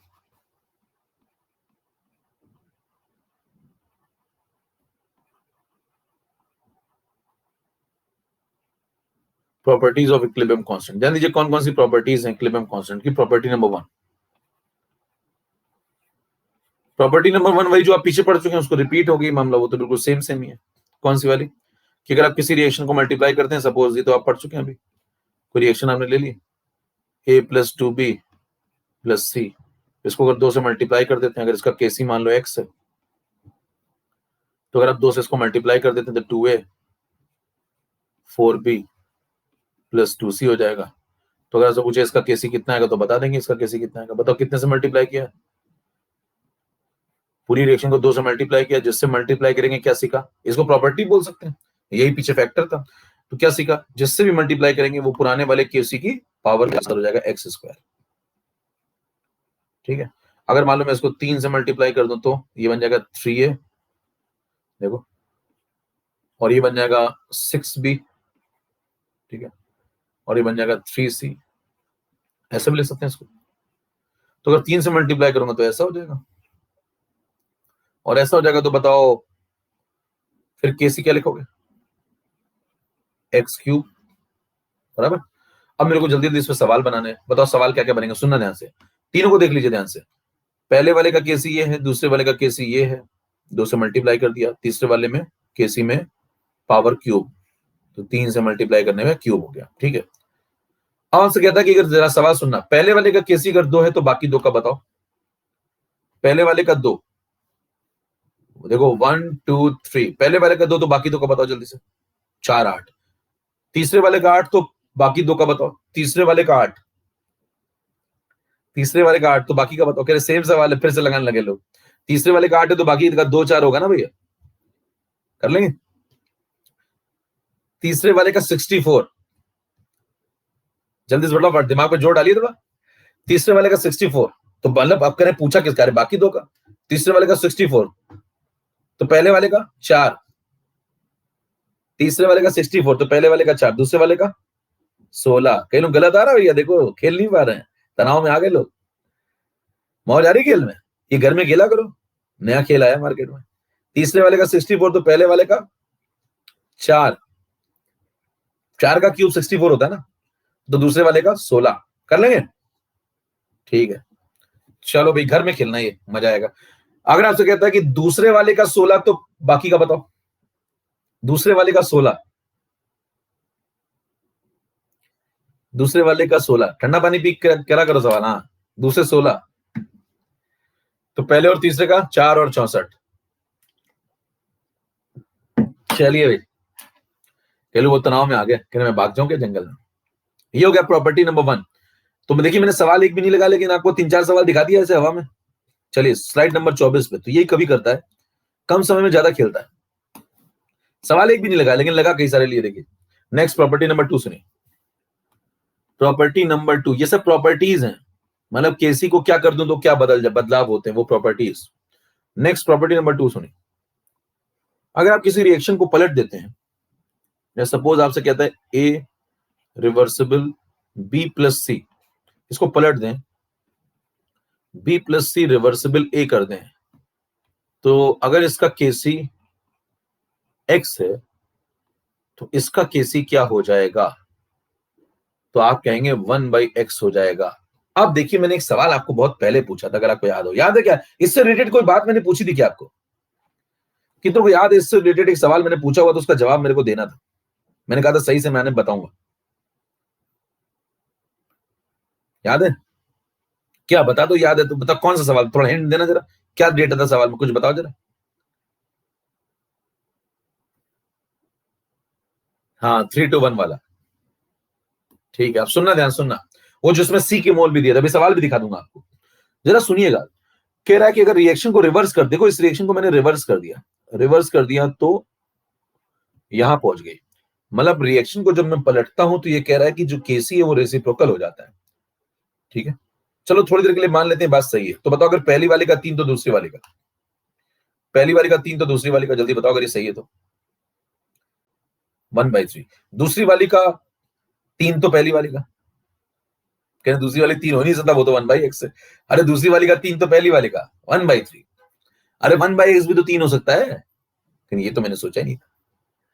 ठीक है, कर लेंगे इस टाइप की बातें। चलो अब सुनना रीजन जरा, सवाल उठता है, यहां तो आप कह रहे हो कि भाई साहब पलट गया, यहां तो आपने कहा पलट गया, यहां पलट गया, और एक आपने सवाल लगवाया था उसमें कहा था नहीं पलटेगा, एक सवाल लगवाया था उसमें कहा था नहीं पलटेगा, याद है, उसमें एबीसी दिए थे 3 to 1, आपको सवाल भी मैं याद दिला देता हूँ, ऐसा सवाल था, कुछ ऐसा दिया होता A+B या कुछ, और इसमें दिए हुए थे तीनों के मोल, ऐसा कुछ सवाल था, A+B रिवर्सिबल सी, पिछली क्लास में हुआ था 3 to 1। फिर मैंने कहा था इधर से शुरू करें या इधर से शुरू करें, फिर मैंने कहा जब इधर से शुरू करेंगे तो क्या केसी पलट जाना चाहिए, मतलब जब आप इधर से शुरू करते हैं तो लिखते हैं C/AB, तो क्या जब इधर से शुरू करेंगे तो क्या लिखना चाहिए, AB/C लिखना चाहिए, ये सवाल मैंने पूछा था, याद आया सवाल मैंने पूछा था आपसे, कि जब आप रिएक्शन को इधर से शुरू करेंगे तो क्या उल्टा लिखना चाहिए क्या, तो जवाब मैंने दिया था नहीं लिखना चाहिए उल्टा, जवाब मैंने दिया था नहीं लिखना चाहिए उल्टा, वही लिखना चाहिए जैसे लिखेंगे, तो क्या क्यों नहीं लिखना चाहिए, जरा उसको समझ लेते हैं, जरा बात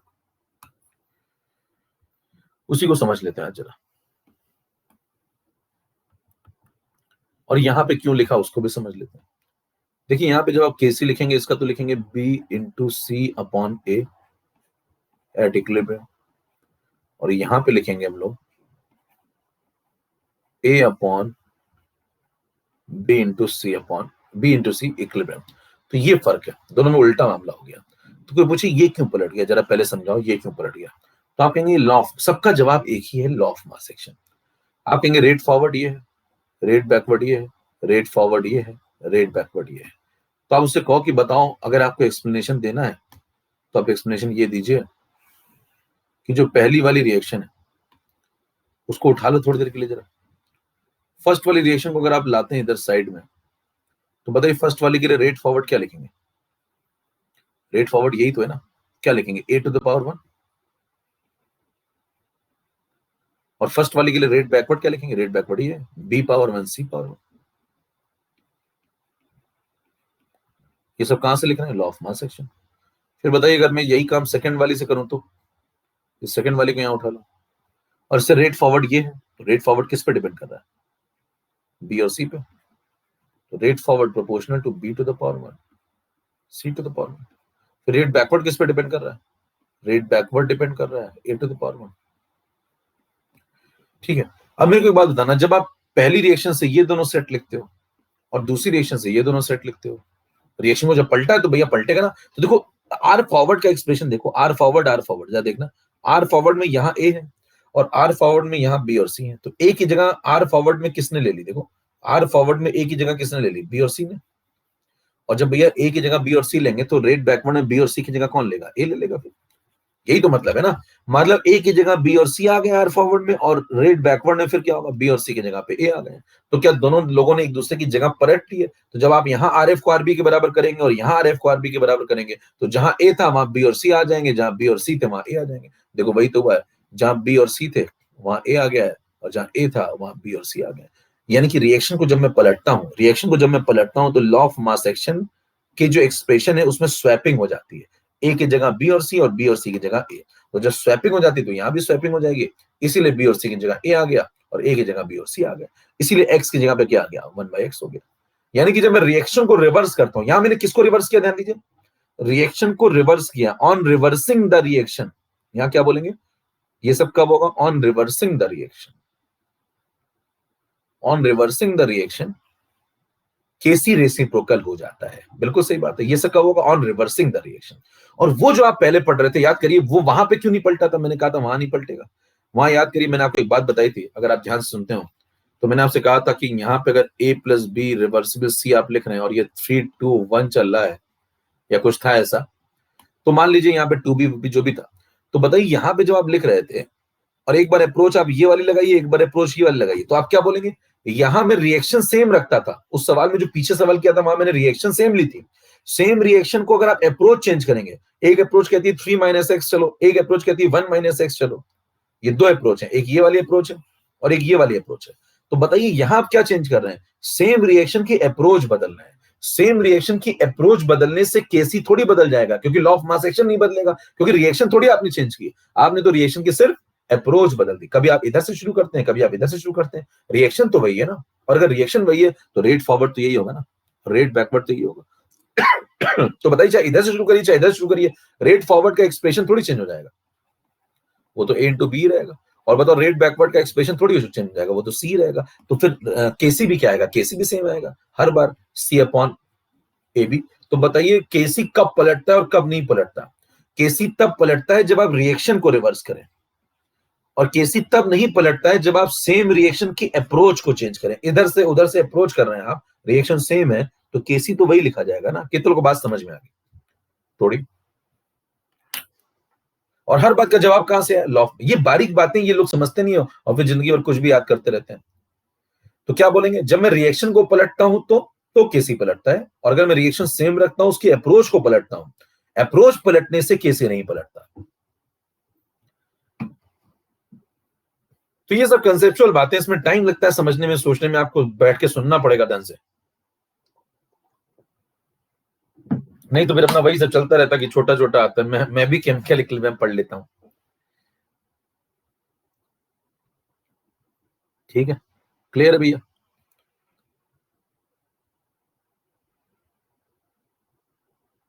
चलो, अब उसके बाद सवालों की तरफ बढ़ने से पहले देखो, दो बातें हो गई अपनी, कि जब मैं रिएक्शन को पलटूंगा तो बिल्कुल सही बात है, केसी पलटेगा, क्योंकि केसी का एक्सप्रेशन पलटेगा, क्योंकि लॉ ऑफ मास एक्शन पलट जाता है। तो रिएक्शन पलटने पे एक बात, बस आपसे कोई पूछे जिंदगी में तो आप क्या बोलना? रिएक्शन पलटने पे केसी पलट जाता है, लेकिन सेम रिएक्शन की अप्रोच पलट देने से केसी नहीं पलटता है, क्योंकि law of mass action change नहीं होता है। सारी बातें लॉ ऑफ मास एक्शन से आई हैं। प्रॉपर्टी नंबर 2 डन हो गई, 1 डन हो गई, 23 नंबर 24 नंबर डन हो गया, ये तो मैंने एक्स्ट्रा बात बताई आपको। अब 25 नंबर पे आ जाइए, प्रॉपर्टी नंबर 3 सुनिए। प्रॉपर्टी नंबर 3 ये कहती है, अब हल्का सा टाइम बढ़ाना पड़ेगा भाई, फिजिकल केमिस्ट्री का सिलेबस देखिए थोड़ा ज्यादा है, तो आपको थोड़ा सा समय बढ़ाना पड़ेगा। या तो मैं ऐसा कर लूं कि क्लास 9:30 के बजाय 9:15 से शुरू कर लूं, 9:30 के बजाय 9:15 से शुरू कर लूंगा, है ना? उससे क्या होगा, आपको गैप भी मिल जाएगा।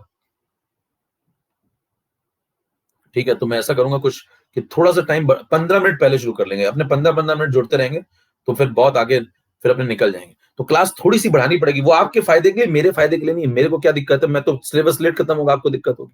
तो टाइम से अगर सिलेबस खत्म करना तो हल्का सा फिजिकल केमिस्ट्री का, क्योंकि इनऑर्गेनिक ऑर्गेनिक से ज्यादा लगता है सिलेबस, तो आपको थोड़ा सा एफर्ट ज्यादा लगाना पड़ेगा जिससे सब अच्छे से बातें हो पाए। हाँ, तो 9 बजे से या 9:15 बजे से मैं कुछ करता हूँ दिन में, अगला जो बनाऊंगा उसमें। प्रॉपर्टी नंबर 3 सुनिए।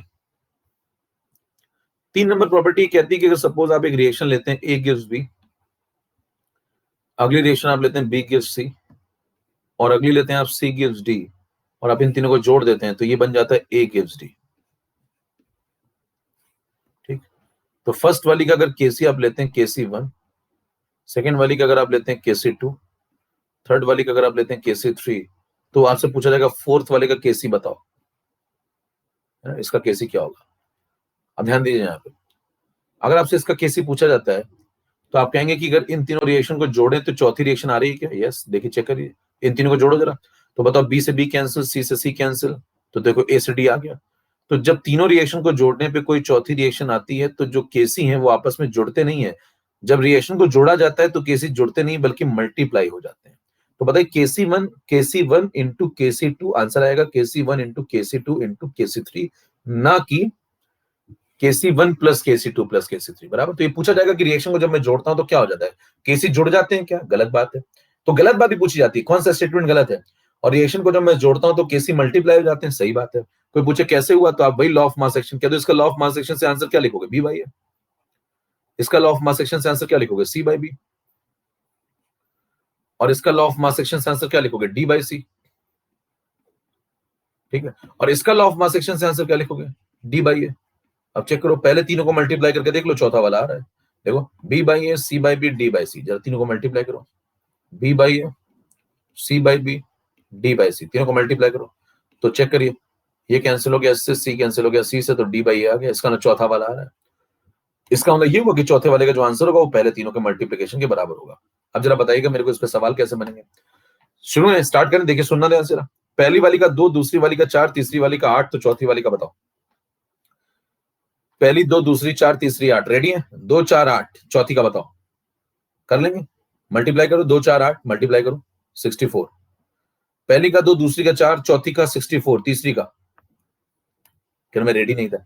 पहली का 2, दूसरी का 4, चौथी का 64, तीसरी का बताओ। सेम सवाल है, 8 कर लेंगे। दूसरी का 4, तीसरी का 8, चौथी का 64, पहली का बताओ। क्या दिमाग को वो जोर पड़ रहा है, 2। ठीक है, पहली का 2, दूसरी का 1/2, तीसरी का 3, चौथी का 2 1/2 3, चौथी का 3। कर लेंगे काम, तो घर जाके सब खेलिएगा। अब इसमें एक बात बताइए मेरे को इंपॉर्टेंट, इसमें एक बात बताना इंपॉर्टेंट कि अगर मान लो मैं यहाँ पे लॉग अप्लाई कर दूं, ध्यान दीजिए यहाँ पे एक सवाल पूछा जाएगा, क्या केसी एडिटिव रूल फॉलो करता है। माने 26 नंबर में आपसे सवाल पूछ लिया, क्या केसी एडिटिव रूल फॉलो करता है, केसी एडिटिव रूल फॉलो करता है, तो आप कहेंगे नो, नहीं फॉलो करता, एडिटिव रूल फॉलो नहीं करता। क्यों नहीं करता बताओ, केसी एडिटिव रूल फॉलो, क्योंकि एडिटिव रूल क्या होता है, देखिए जैसे एक मास का ढेर लगाओ आप, 10 ग्राम 20 ग्राम 30 ग्राम, तो 10 ग्राम 20 ग्राम 30 ग्राम तीनों मास को जोड़ दो, तो जो अगला ढेर आएगा नेट में वो कितना आएगा, सबका समेशन आएगा, तो 30 20 50 10 60, तो अगला जो ढेर आएगा वो 60 ग्राम का आएगा। इसको बोलते हैं एडिटिव रूल। तो मास क्या एडिटिव रूल फॉलो करता है, यस मास फॉलो करता है। तो क्या वैसे केसी एडिटिव रूल फॉलो कर रहा है, नो केसी नहीं फॉलो कर रहा। तो मेरे को एक बात बताना, अगर केसी ने एडिटिव रूल फॉलो नहीं किया तो अगर मैं लॉग अप्लाई कर दूं तो देखना, जरा ध्यान सुनना, यहां पे आ जाओ, KC is equal to KC1 plus into KC2 into KC3, ये आ गया। अब अगर मैं दोनों तरफ लॉग अप्लाई कर दूं, KC इज इक्वल टू आ गया KC1 into KC2 into KC3, यानी कि रिएक्शन को जोड़ने पे KC मल्टीप्लाई हो गया। लॉग अप्लाई करना, जरा इस पे एक सवाल बन जाएगा, log KC is equal to क्या हो जाएगा, log of KC1 KC2 into KC3 बराबर। इसको लिख दो क्या फिर फर्दर, लॉग ऑफ ABC क्या लिखोगे, log of A plus log of B plus log of C बराबर। ये आ गया लॉग ऑफ KC के बराबर। इतना हो गया। अब इतना हो गया तो बताना लॉग में क्या एडिटिव रूल फॉलो हो रहा है कि नहीं हो रहा है, बताना। अगर आपसे पूछे log of Kc additive rule follow करता है, तो yes log of Kc additive rule follow करता है। कैसे फॉलो करता है बताना, तीनों का अगर लॉग का समेशन कर दो, लॉग ऑफ केसी का, देखो फर्स्ट वाली का लॉग केसी, सेकंड वाली का लॉग केसी, थर्ड वाली का log Kc is equal to fourth वाली का लॉग केसी। इसका मतलब क्या, log of Kc editor follow करता है, यस, लेकिन केसी नहीं फॉलो करता। इस पे सवाल देखिए कैसा बनेगा, सवाल एक ढंग का यहाँ बन जाएगा, अगर आपको कंसेप्ट क्लियर होंगे तो तुरंत लग जाएगा, नहीं तो फिर टाइम लगेगा। आपसे कहेगा 28 नंबर स्लाइड पे एक आखिरी सवाल सुनिए, खत्म करते हैं फिर उसके बाद। मान लो कहता है एक रिएक्शन दी, ए गिव्स बी, एक लिए आपको बी गिव्स सी, एक लिए आपको सी गिव्स डी। कहता है इन तीनों के मेरे को केसी नहीं दिए हैं, लॉग केसी दिए हैं। इसका लॉग केसी 1, इसका लॉग केसी 2, इसका लॉग केसी 3। मान लो ऐसे दे दिया आपको सवाल में। कहता है ये 2 है, ये 4 है, ये 6 है, और बताओ आपसे कहता है कि ये लास्ट वाली जो रिएक्शन है, लास्ट वाली जो रिएक्शन बन रही है ए गिव्स डी, इसका लॉग केसी बता दो। अब बताइए, आप कई लोग यहाँ जुड़ जाते हैं जिनको कंसेप्ट क्लियर नहीं होता, वो क्या करते हैं, पहले इसका केसी निकालते हैं, इसका केसी निकालते हैं, इसका केसी निकालते हैं, फिर केसी मल्टीप्लाई करते हैं, फिर इसका केसी निकालते हैं, फिर लॉग लेते हैं। भैया छत से उतरिए, क्या फटाफट आंसर हो जाएगा। अगर आपको लॉजिक क्लियर तो आप सीधे क्या करोगे, सबकी लॉग केसी उठा के जोड़ दोगे सीधे। 2 + 4 + 6 खत्म हो गया, आंसर हो गया। लो भैया 2 + 4 + 6 खत्म। कितनों को बात समझ में आ गई, लेकिन तब आप कर पाएंगे जब आपकी पहले से अप्रोच क्लियर है। कि बताइए एडिटिव रूल कौन फॉलो करता है, समझ पा रहे क्या किया भाई, सीधे लॉग जोड़ दिए ना, लॉग केसी प्लस लॉग केसी प्लस लॉग केसी जोड़ दो तीनों का, तो 6 4 10 2 12 खत्म, 12 आंसर आ गया लॉग केसी का, खत्म हो गया। अगर आप ये अप्रोच नहीं पढ़ के जाएंगे, ये सब बातें नहीं पढ़ के जाएंगे, तो फिर वहां आपको ये सब सोचना पड़ेगा। और घटना स्थल पे यकीन मानिए कुछ नया नहीं होता है, घटना स्थल पे कुछ भी नया आप नहीं कर पाएंगे। जो पढ़ा हुआ है उसी में से कर लें, वही बड़ी बात होती है, नया तो छोड़ दीजिए। पढ़ा हुआ है तो शायद हो जाए, और नहीं पढ़ा हुआ तो फिर तो नहीं होगा। तो तीनों प्रॉपर्टी खत्म, तीनों प्रॉपर्टी को समराइज कर लीजिए, अगले टाइम पे इसके सवाल लगाएंगे हम लोग। समराइज कर लेते हैं फटाफट, बताइए क्या करें। अगर किसी, पहली प्रॉपर्टी नंबर 1 क्या कहती है, अगर आप किसी डिजिट से मल्टीप्लाई करते हैं तो वो डिजिट पावर में आ जाती है, बराबर, जिस भी डिजिट से मल्टीप्लाई करेंगे वो पावर में आ जाएगी। सेकंड, अगर आप पलटेंगे रिएक्शन को तो केसी पलट जाता है, रेसिप्रोकल हो जाता है, पलटने से पलट जाता है। थर्ड, अगर आप रिएक्शंस को जोड़ते हैं तो केसी जुड़ता नहीं, मल्टीप्लाई हो जाता है। अगर पूछे जुड़ता कौन है तो कहेंगे लॉग केसी जुड़ जाता है। डन, इतना काम खत्म। अगले टर्न में हम लोग ये सब सवाल लगा के आएंगे। अब देखिए अगले टर्न पे जब हम आएंगे तो हम लोग ये सब सवाल लगाएंगे, नेक्स्ट टर्न पे ये काम होगा। अब आपके स्लाइड में जो सवाल है इसके, वो सब निपटाए जाएंगे, ये सब। तो अगले टर्न पे इसके ऊपर, इसको पढ़ के आइएगा, ढंग से नोट्स बना लीजिएगा। तो जैसे 10 नंबर सवाल है, ये सब सवाल निपटाएंगे, और भी मॉड्यूल के सवाल भी लगाएंगे। 9 नंबर सवाल है, ये सब लगाएंगे। 7 नंबर, 8 नंबर, तो ये सब अगली क्लास के लिए। तो अभी आपको इसके सवाल नहीं लगाने, नेक्स्ट क्लास में मैं लगवा दूंगा, फिर लगाइएगा। चलिए, नमस्कार, जय भारत। सेशन अगर आपको जोरदार लगा तो हर तरफ इसको शेयर करिए, बताइए और लोगों को, आपके जो मित्र गण पढ़ रहे हैं, अगर उन्हें भी मोल कंसेप्ट समझना है अच्छे से, और केमिकल इक्विलिब्रियम पढ़ना है अच्छे से, काइनेटिक्स पढ़नी है अच्छे से, तो उनको भी रिकमेंड करिए। नमस्कार, जय भारत। अगर अभी तक आपने प्रोफाइल नहीं फॉलो किया तो तुरंत फॉलो कर लीजिए, और अपने मित्रों से भी फॉलो कराइए अगर उन्हें पढ़ना है ढंग से तो। चलिए नमस्कार, मिलते हैं नेक्स्ट क्लास में। अच्छे से रिवाइज करते रहिए सब लोग, सब लोग रिवाइज करते रहिए। मैं बार बार बोलता हूँ, रेगुलर रहिए, रिवाइज करते रहिए। पिछली क्लास जरूर रिवाइज करके आया करिए, अच्छे से नोट्स बनाते रहिए, मेहनत करते रहिए। और जो आपके आपके जो वो चल रहे हैं, क्या कहते हैं, क्वेश्चन के मॉड्यूल डिस्कशन, उसमें कम लोग आते हैं भाई, ऐसा क्यों? मॉड्यूल डिस्कशन में कम लोग क्यों आते हो? 200 लोग ही आते हैं मॉड्यूल डिस्कशन में, ऐसा क्यों? मॉड्यूल डिस्कशन बहुत इंपॉर्टेंट है। केमिकल काइनेटिक्स का मैंने मॉड्यूल डिस्कशन लगाया है, 2-3 लगा चुका हूं, लेकिन जनता आती नहीं है। कब होता है ये नहीं पता, देखो लोगों को। स्पेशल क्लास में जाके देखना जरा, कहने मेरे को पता नहीं है, रिकॉर्डिंग देख लेना, जैसे भी देख पाओ। लेकिन आप देखिए मॉड्यूल डिस्कशन अगर आप नहीं करेंगे ना, तो फिर आपका पोर्शन कमजोर रह जाएगा न्यूमेरिकल वाला। तो आप जाना इसमें स्पेशल क्लास में, चेक करना इस प्रोफाइल में, स्पेशल क्लास में आपको मिल जाएगा न्यूमेरिकल्स ऑफ काइनेटिक्स के नाम से स्पेशल क्लासेस लिए मैंने, न्यूमेरिकल्स ऑफ केमिकल काइनेटिक्स। उसमें मैंने ये पूरा मॉड्यूल डिस्कस कर रहा हूं। और मैं, आप देख लीजिए, अगर आप क्लास करते हो वो वाली, तो जो लोग क्लास करते हैं आपस में लिंक वगैरह शेयर कर लेना, प्रोफाइल फॉलो करोगे तो मिल ही जाएगा। उसमें मैंने, आप ये देखो, ये सब पूरा मॉड्यूल काफी डिस्कस कर दिया। क्वेश्चन नंबर 1 से डिस्कशन स्टार्ट है वहां पे, और 1 से लेकर के मेरे ख्याल से हम लोग पहुंच गए हैं 90 तक, यहां तक पहुंच गए, करीब 90 तक पहुंच गए थे। ये सब हो गया, तो मतलब थोड़ा ही बचा है मामला, ये सब तो हो चुका है, यहीं तक पहुंच गए मेरे ख्याल से। 1 से 90 तो नहीं हुआ है, हाँ यहां तक हो गया, शायद 69 या 70 तक हो गया, यहां तक डन हो गया, 69 तक डन हो गया। तो अगली क्लास में इसके आगे डन होगा ये। अच्छा, ये तो केमिकल इक्विलिब्रियम का, सॉरी, ये तो केमिकल इक्विलिब्रियम का, काइनेटिक्स वाला बात करूंगा। तो काइनेटिक्स वाले में, आपका तो काइनेटिक्स वाला है, तो काइनेटिक्स वाला तो 1 से लेकर के काइनेटिक्स वाला 1 से लेकर के बहुत डिस्कस हो गया, मतलब ये सब आगे का डिस्कस हो गया 1 से लेकर के करीब 90 तक। तो इसे रिवाइज कर लेना और भैया मॉड्यूल डिस्कशन वाली क्लास देख लेना, जिसको भी कोई सवाल पूछना हो। कई लोग मेरे से अलग से सवाल पूछते रहते हैं, ये सब हो गया डिस्कस 1 से लेकर 90 तक, ये शुरू हो गया, ये सब भी डिस्कस हो गया, ये देख लेना वहां पे। तो जिसको भी सवाल वगैरह पूछने हो तो इसके अगर तो आप जाके रिकॉर्डिंग देख लेना, इंडिविजुअल सवाल पूछने से फायदा नहीं है, वहां पे देखिए रिकॉर्डिंग में सब डिस्कशन है ना। नमस्कार, जय भारत।